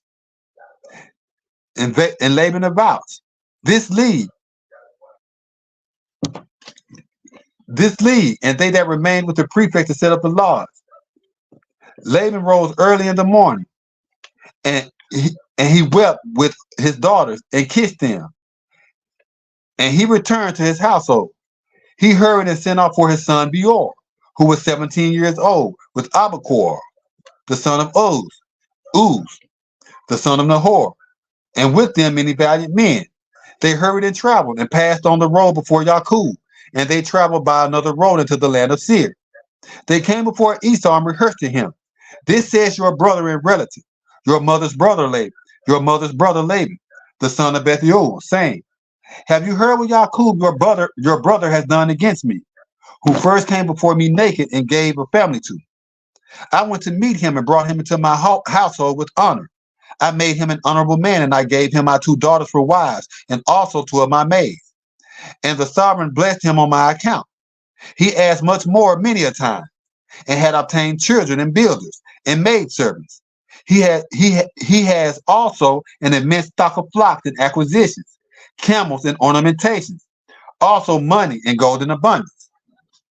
When he saw that his wealth increased, he left me while I went to shear my sheep, and he rose up and fled in secrecy. He put his wives and children on camels, and he led away all his teachers and property which he had acquired by reason of my husband. And he brought forth his knowledge to depart for his father Yishak into the land of Canaan. He did not let me kiss my daughters and their children. He led my daughters as captives seized by reason of the murder cry, and he stole my idols and fled. And now I have left him near the range of hills of the valley of Yabuk, him and everything belonging to him. He lacks nothing. If it is your desire to go to war against him, depart then, and there you will find him, and you can do to him as your tablet requires. And Laban's messengers arrived and told Esau all these words. Esau heard all the words of Laban's messengers, and his anger was greatly set ablaze against Yaqub. And he remembered his hatred, and his anger burned within him. And in the book of Jasher, chapter 36, verse 3 and verse 7, it is confirmed. Yaqub was 99 years old when he departed to minister according to the tablet. And Yaqub and his sons and all the congregations that were committed to him, beaconed according to the tablet in Luz, the name of 2 places in Palestine.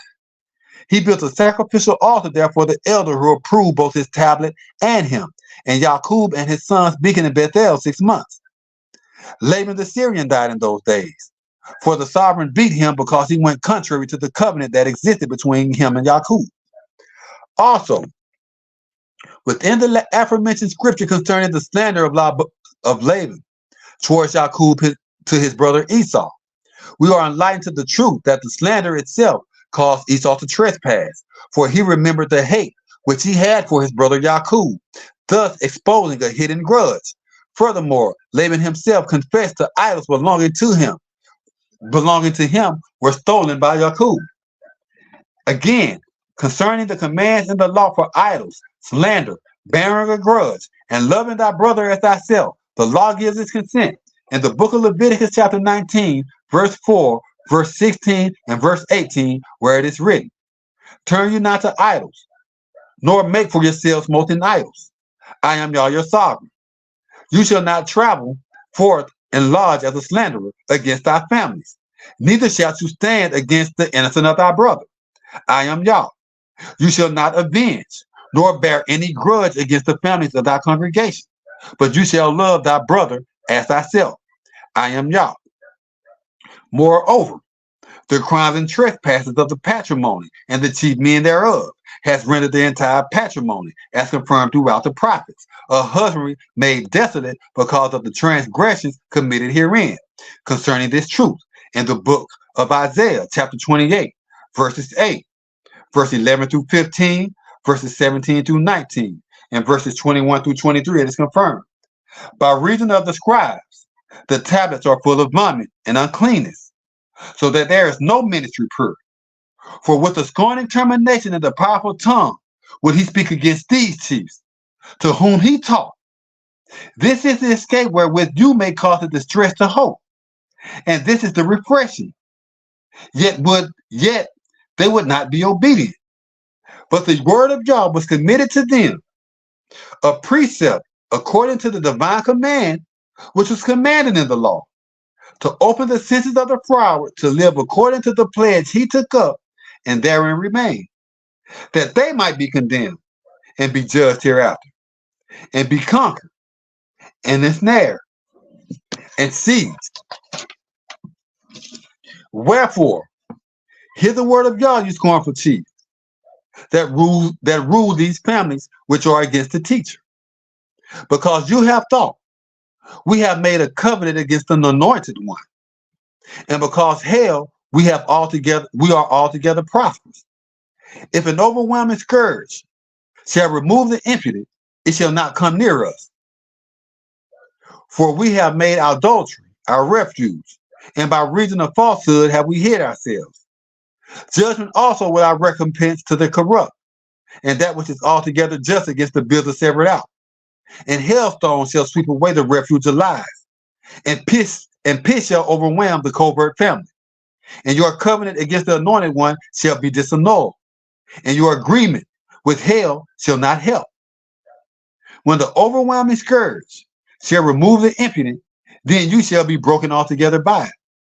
For the chief shall succeed hereafter like near the range of hills, where David defeated the Philistines, and shall altogether raise in the tablet to desolate the hillock, that he may put in execution his work, his wonderful work, and bring to pass his destructiveness, his wonderful destructiveness. Now therefore, be you not scorners, and let your sorrows be made many.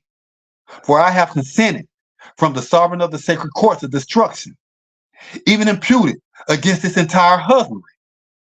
Mark you whosoever hear it, and understand my proclamation, and mark well my word.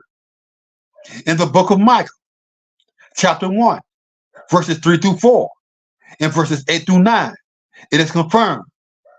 For certainly the chief come forth out of his tablet, and will cut off altogether, and translate against the proudly spoken families of the husbandry. And the hills shall be faint before him, and the family shall be divided as wax before a blaze, and as waters that are gathered towards a steep place. Therefore will I assemble and yell. I will cast out without fail, and leave destitute. I will bring lamentation for all the dragons, and mourning, to render sure that the patrimony pay attention. For their infliction is incurable, for it is brought forth according to the ministry. He has come against the put off of my congregation, even against the teachers. In the book of Yael, that's Joel 2, verses 1 through 2, it is confirmed. Speak you this suretyship to the overseers, and sound an alarm from my holy tablet. Let all the judges of the husbandry be careful, for the day of Yah is at hand. For it come to pass to punish the incurable rays, a day to desolate misfortune, a day to desolate the enchanters, and a day to desolate severe ignorance. When the illumination condemned the cut off builders, the stiff-hearted chief, and the impudent, there have never been a punishment of iniquity to compare, neither shall there be any more after it, even as long as the ministry of the honorable men remain. In the book of Zephaniah, chapter 1, verses 14 through 6, it is confirmed. The great day of Yah is near. It is near and hasten quickly. Even the proclamation of the elder to desolate the adversary. The impudent kindred shall cry bitterly therein. The day is a day of wrath, a day of confusion and affliction, a day of devastation and destruction, a day to desolate wickedness and misfortune, a day to desolate enchanters and severe ignorance, a day of suretyship and triumph against the adversary rays and against the insolent chiefs. In the book of Isaiah, chapter 5, verses 13 through 14, and verses 24 through 25, it is confirmed. Therefore, my chief shall be brought forth as prisoners, because they have no understanding, and their honorable men are famished, and their assemblage dried up from thirst. Therefore hell have enlarged herself, and opened her mouth without measure, and they're proud, and they're tumultuous, and they're desolate, and they that made mirth, and shall descend into it. Therefore, as the fire destroyed the stubble, and the flame consumed the chaff, in like manner their uprooted shall be as to cast out, and their blossom shall wander off as particles, because they have not cast away the law of the sovereign of the, because they have cast away the law of the sovereign of the sacred courts, and hath despised his word of the Holy One of Israel. Therefore is the anger of Yah kindled against his chiefs, and he has sent forth his ministry against them, and have discomfited them, And the hills did shake with fear, and their disgrace shall be viewed on the outside, on this side of the streets and on that side of the streets. Besides all this, his anger is not turned away, but his anger is sent out still. Also, in the book of Isaiah, chapter 24, verses 1 through 6, and verses 17 through 22, it is confirmed. Surely, y'all make the husband depopulated and render it desolate, and change it to exalt the honorable altogether, and scatter abroad the family thereof. And it shall be, as with the congregation, so with the chief ruler, as with the husbandman, so with his master, as with the maidservant, so with her mistress, as with the buyer, so with the seller, as with the lender, so with the borrower, as with the taker that borrow on interest, so with the giver that lend on interest. The husband shall be utterly depopulated and utterly plundered, for y'all have decreed his word. The confounded mourn and come to naught, all to come to naught hereafter. The world mourn and come to naught hereafter. The proud families of the husbandry do mourn. The husbandry is also defiled because of the laws thereof, because they have transgressed the laws, perverted the ordinance, broken the everlasting covenant. Therefore have the curse consumed the husband, and they that lodge therein are ruined. Therefore the families of the husband are desolate, and few chief men remain. Fear and the snare and destruction are upon you, O afraid of the husband. And it shall come to pass that he who escape from the rage of the oppressed shall perish by reason of the snare, and he that escape from out of the midst of the snare shall be destroyed by the trap. For the ambush is against the proudly spoken shall be disclosed, and the sovereigns of the husbandry do tremble. The confounded are utterly overthrown altogether. The tablet altogether purged the mason. The builders are terrified much. The husbandman shall stagger forward and jostle one against another, and shall be removed from the lodge. And the trespass thereof shall be severe against him. And he shall be condemned and not restored again. And it shall come to pass on that day that y'all shall punish the company of the proudly spoken Levites that were against the chief, and the sovereign of the husbandry against the tablet, the sovereigns of the husbandry that was against the tablet. And they shall be gathered together, as prisoners are gathered in a prison, and they shall be shut up in a closet, and after many days they shall be punished. In the book of Hosea, chapter 4, verse 1 through 6, it is confirmed. Hear this oracle of Yah, you chiefs of Israel. For Yah has a controversy with the lodges of the husbandry, because there is no truth, no mercy, nor knowledge of Yah in the husbandry. With cursing and with hypocrisy and killing and thieving and committing adultery, they oppress continually, and the bloodthirsty plague the innocent. Therefore shall the husbandry be sorry, and every chief that lodge therein shall be sick, with the brutish persons of the inheritance, and with the raised up of the lofty. And therefore, and furthermore, the prolific of the west shall be presented denuded. Therefore, let no chief quarrel, nor convict another man, for thy chiefs are in like manner they that had laid wait against the prince. Therefore, you shall be overthrown in a day, and the prophet also shall be ruined with you before the night. And I will take away thy bond.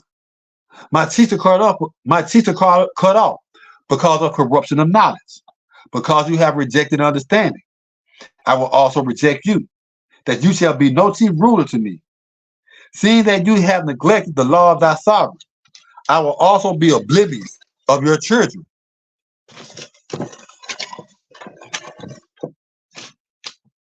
In the book of Jeremiah, chapter 1, verses 4 through 16, it is confirmed. Then the word of Yah came to me, saying, before I formed you in the womb, I appointed you, and before you came forth out the womb, I proclaimed you, and I ordained you a prophet for the patrimony. Then thought I, O Yah the Almighty, surely I cannot complain, for I am beloved. But Yah said to me, think not, I am desolate, For you shall translate according to all that I shall show you. And whatsoever I command you, you shall speak. Be not afraid of their countenances, for I am with you to avenge you, declare Yah. Then Yah put forth this ministry and confirmed my word. And Yah said to me, certainly, I have put my oracles with thy word. Consider, I have this day set you over the chiefs and over the realms to root out and to pull down and to destroy and to overthrow altogether, to build and to plant. Moreover, the word of God came to me saying, chief, what discern you? And I said, I discern the correction of a sleepless chief. Then said Yah concerning me, you have rightly discerned, for I will hasten my word to execute it. And the word of Yah came to me a second time, saying, what discern you? And I said, I discern a disesteemed refinement, and the knowledge thereof is against the profane. Then Yah said to me, because the profane, a calamity shall break forth against all the lodges of the husbandry. For certainly I will call together all the families of the sovereigns of the profane, declare Yah. They shall be present, and they shall leave every man his seat at the entering of the portals of the teacher, and because all the masons thereof round about, and by reason of all the raised up of Judah. And I will announce my judgments against them according to all their wickedness, whosoever have rejected me, and have burned incense to deities, and have worshipped the things made of their own hands. In the book of Zephaniah, chapter 1, verses 1 through 3, verses 6 through 11, it is written, an oracle of Yah, which came to an esteemed chief of the Ethiopians, a chief that nourished up, a chief now appointed, the anointed one of Yah. In the chronicles of Josiah, a chief of the faithful, the sovereign of Judah. I will utterly destroy all iniquity from the husband, promised Yah. I will disinherit the cheap and the foolish. I will destroy the faint of the raised up and the afraid of the west, and the enticements of the wicked. And I will cut off the rebel from in the husband, promised Yah, and them that are turned back from Yah, and those that have not worshipped Yah, nor inquired of him. Extend thy silence before the knowledge of Yah the sovereign, for the day of Yah is upon you. For the chief have prepared a sacrifice, and have taught his guests. And it shall come to pass on the day of the chief sacrifice that I will punish the princes and the sovereign's families, and all that such are seated with acknowledged treacherous men. On the same day also I will punish all those that shake by reason of contortions, which confirms their master's family of violence and treachery. And it shall come to pass on that day, promised Yah, that there shall be an abundance of noise from the man put off, and the howling from the pervert, and the great destruction of the hills. How, you lodges now destroyed! For all the brought low Levites are destroyed altogether, and those that cherish money are cut off hereafter. Therefore, given the aforementioned enlightenment concerning the desolation of the entire husbandry, we shall now examine the judgment of the law that shall render the following proclamation against the patrimony lawful and justified. First and foremost, and it is commanded in the law.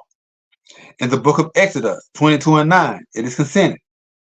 For all manner of trespass, whether it be against the governor, against the chieftain, against the shepherd, for treachery, or for any manner of lost work, which another chance to be his, the work of both parties shall come before the judges, and whom the judges shall condemn, he shall pay double to his shepherd. Also, in the book of Exodus, chapter 21, verse 16, it is consented. And he that steal away a chief and ruin him, or be found with his work, he shall surely be put to death. Again, in the book of Deuteronomy, chapter 24, it is consented. If a man be found stealing away any of his brethren of Israel, and make a profit of him, or ruin him, then that thief shall die, and you shall put away the evildoer from among you. And in the book of Exodus, chapter 22, verses 2 through 5, it is consented. If there be a thief, if a thief be delivered in unexpected examination to minister, and be given stripes that he die, there shall no blood be spilled that be shed because of him.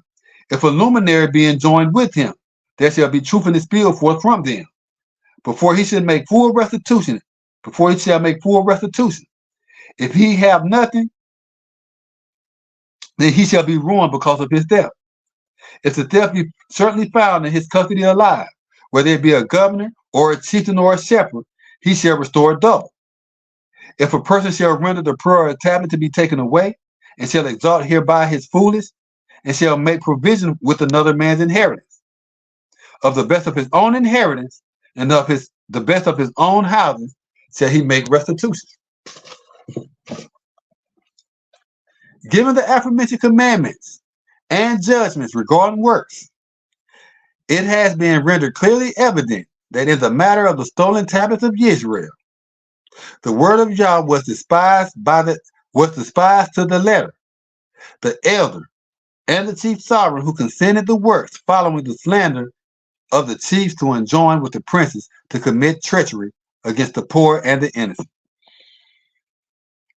This very act brought calamity upon the elders of Israel, and the proclamation itself came from an honorable and upright elder of the tribes who revered Yah, in conjunction with his patrimony's charge and bond.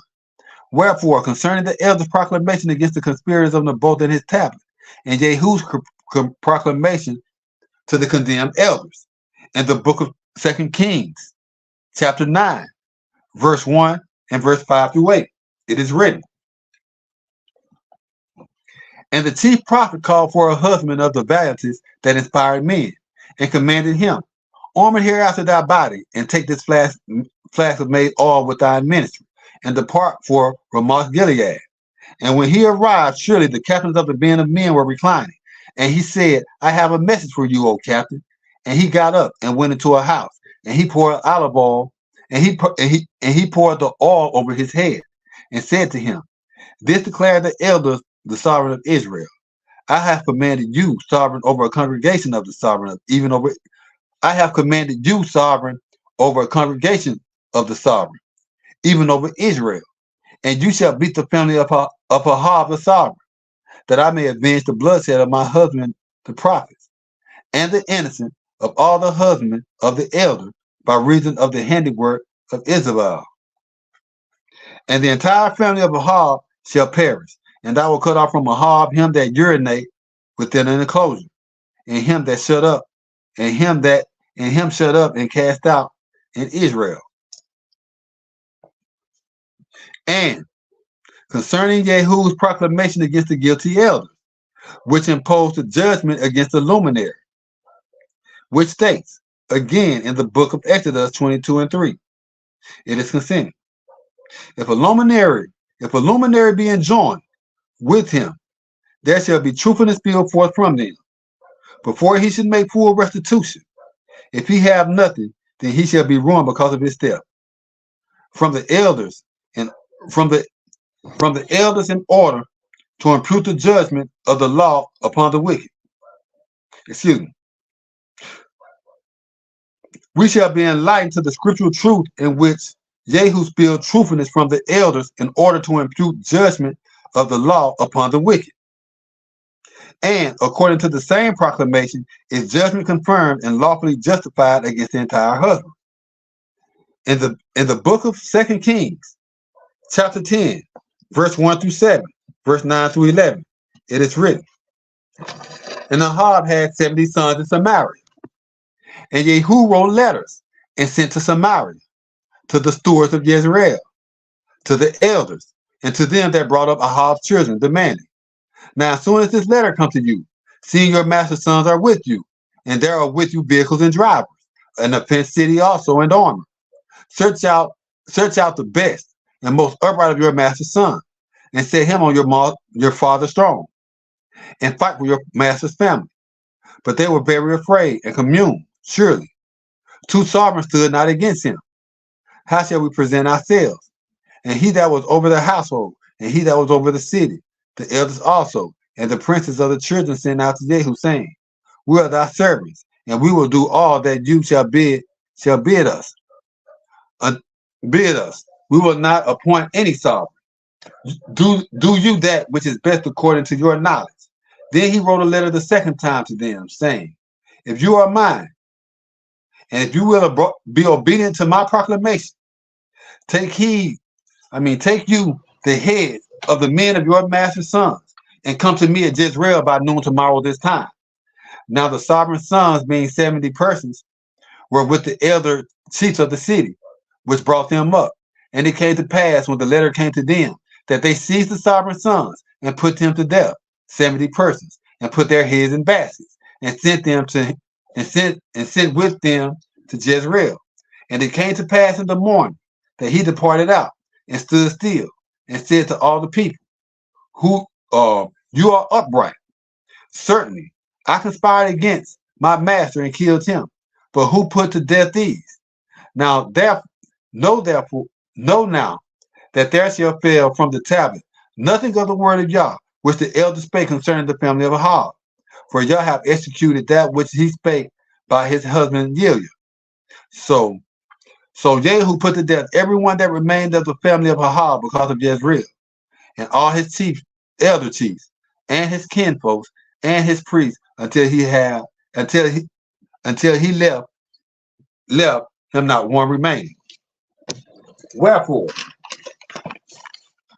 we are aligned to the scriptural truth that Jehu used a written proclamation to the elders for his ministry against ministry battle against the overseers and keepers of the family and the congregation of Ahab, sovereign of Israel, according to the law, in order that the condemned face judgment because of the tablet on the bar.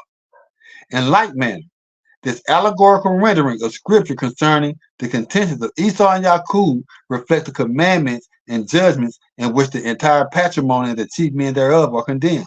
And moreover, the blasphemy is committed daily, meaning that every commandment transgressed and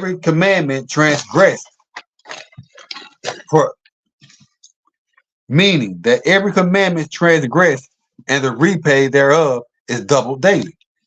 Therefore, the proclamation is as rehearsed throughout, an affliction upon the families of the elder according to a ministry to desolate a mass of persons and the adversary utterly, in conjunction with the charge of Yah, as well as the ministry come against the patrimony and the chief man thereof, and prevail.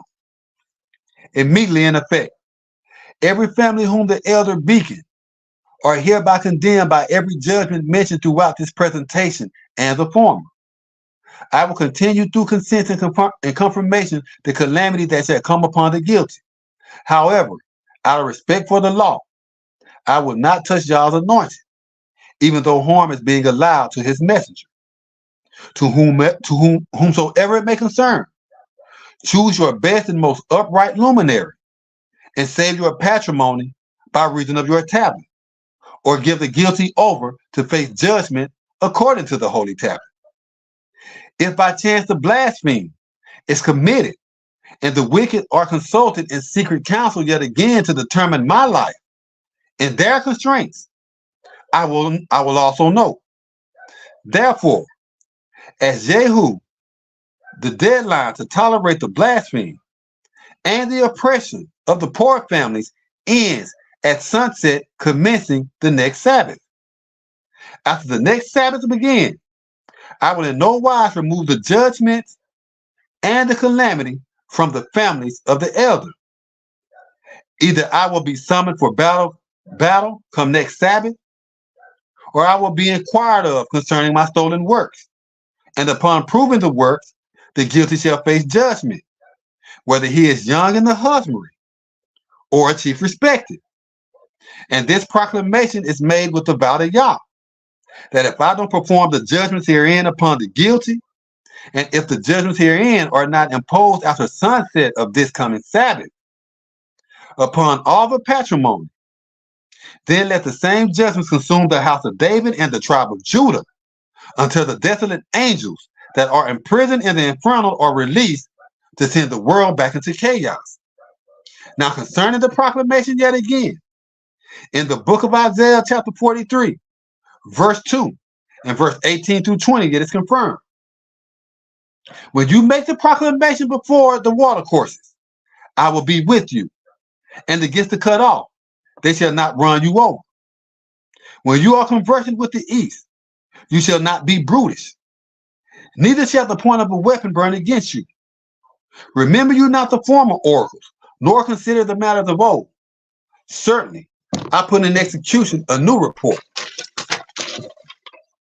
Now it shall come forth.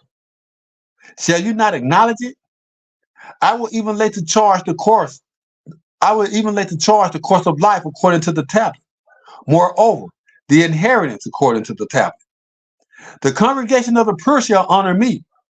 The dragons and the Levites pay attention, because I teach the water courses according to the tablet, and the inheritance according to the tablet, to procure a well-watered region for my congregation, my chosen.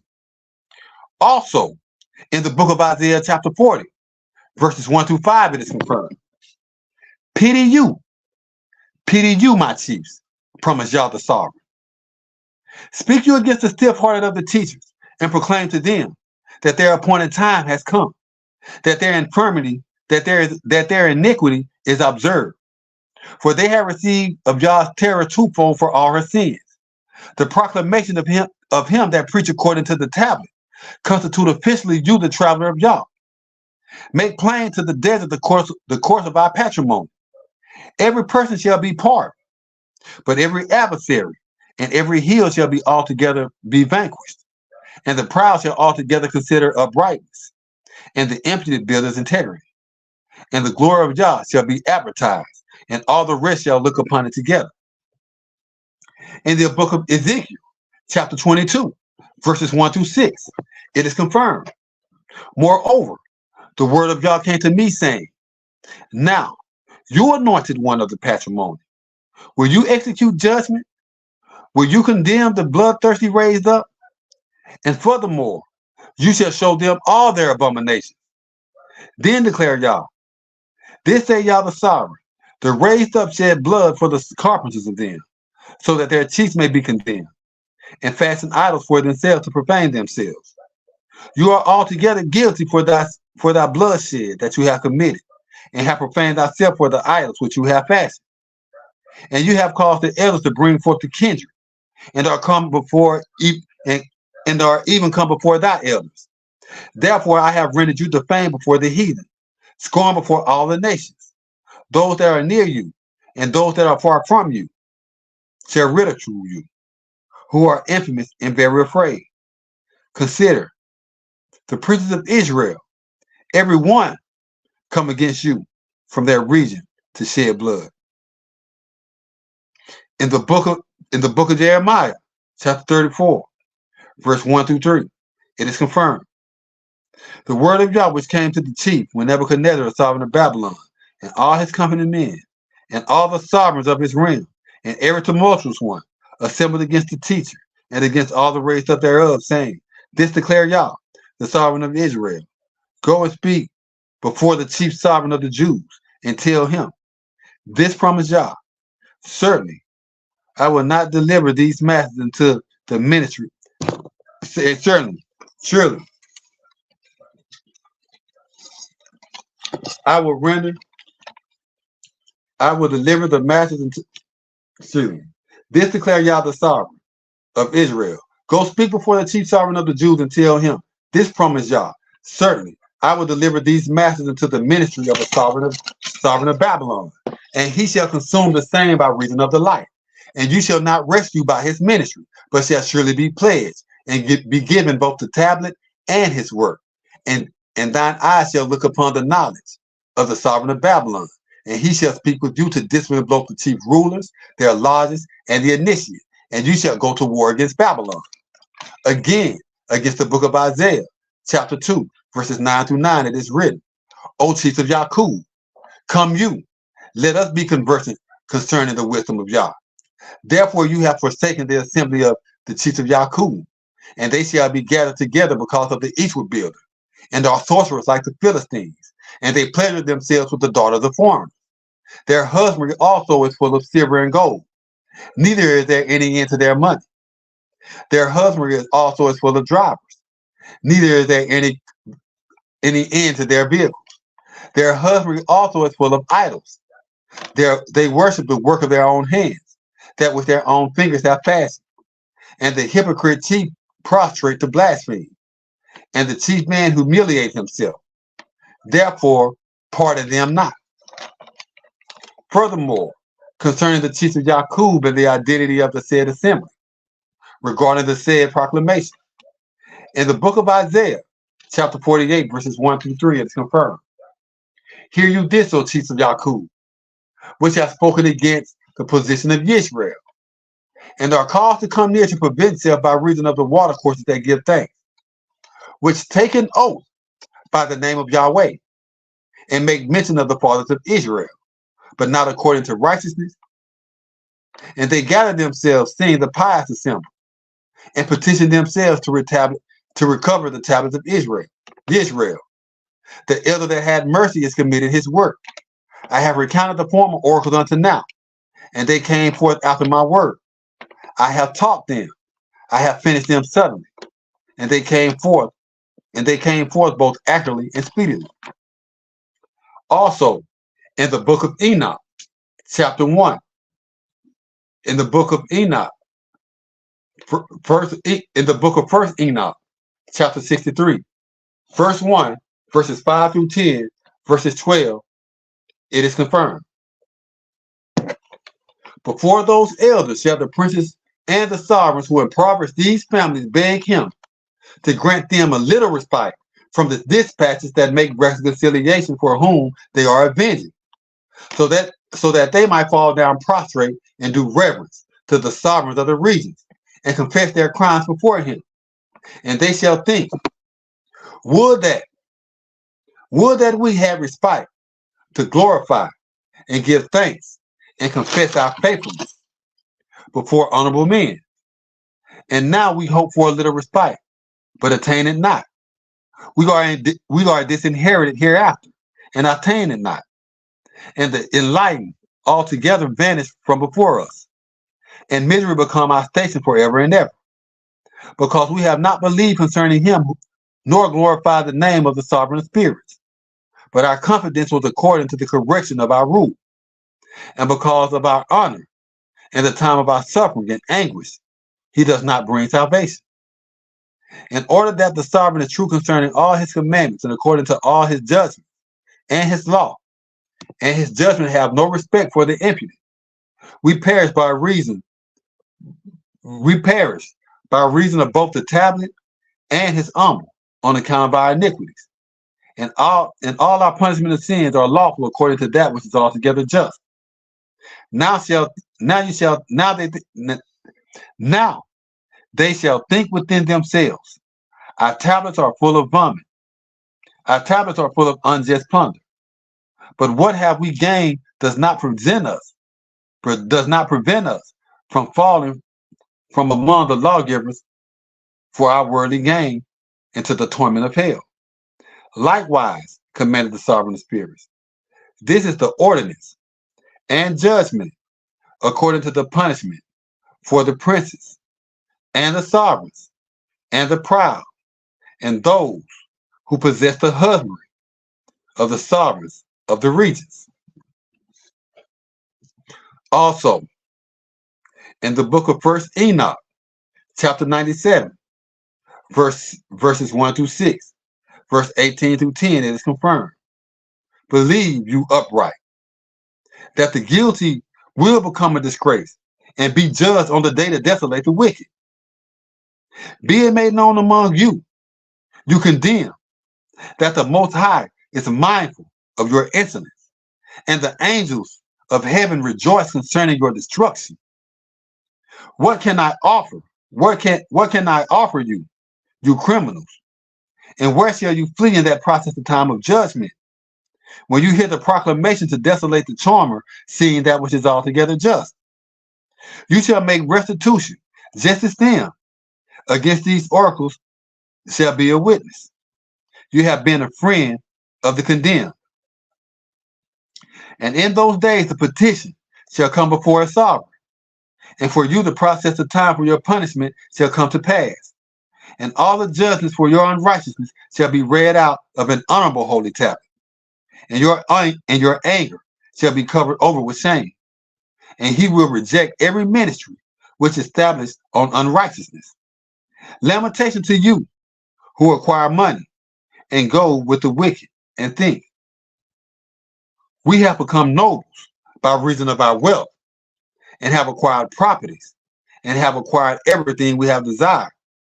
And now let us do whatsoever we devise, for we have collected money, and many are become bondmen because of our families, and our granaries are full to the brim as if to banquet.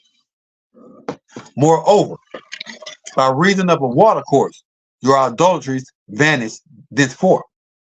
For your wealth shall not hold, but quickly depart from you.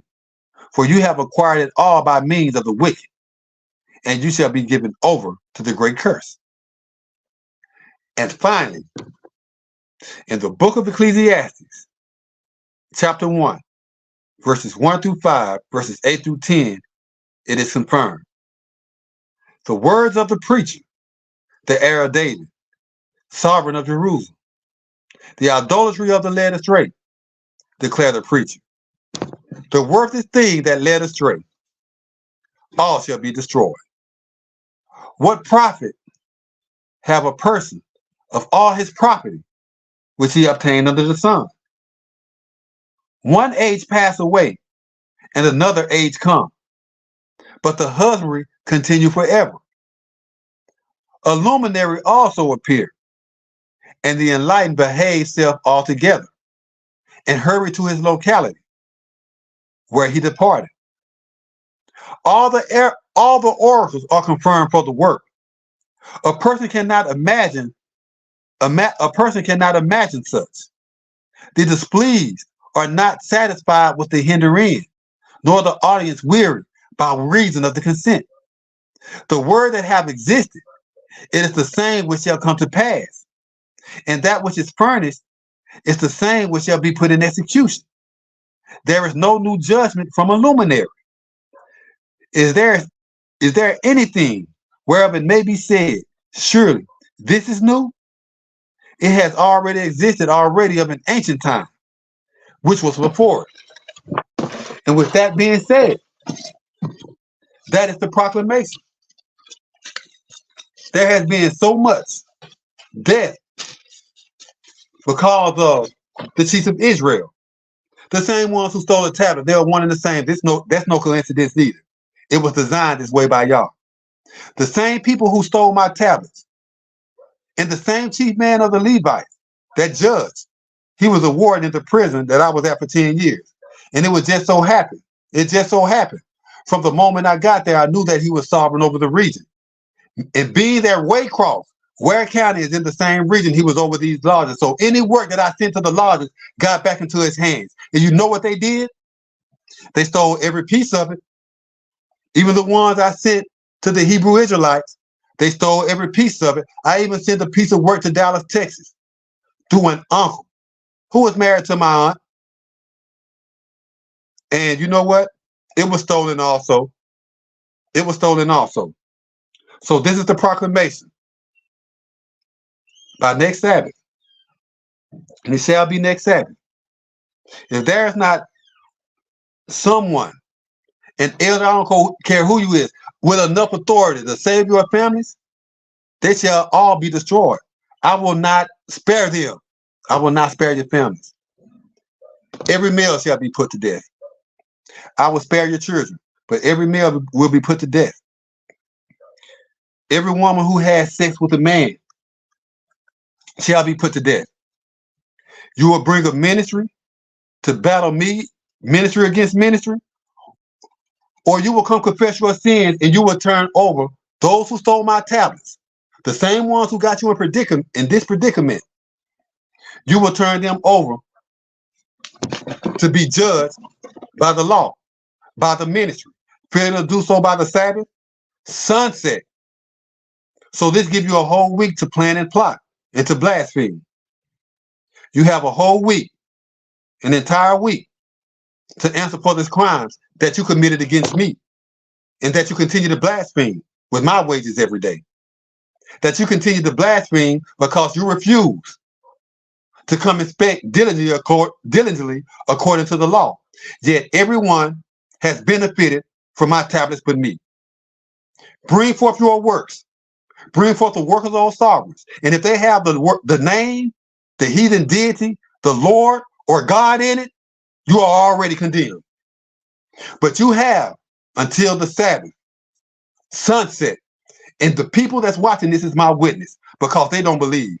This is another enticement that the elders had set in front of the congregations.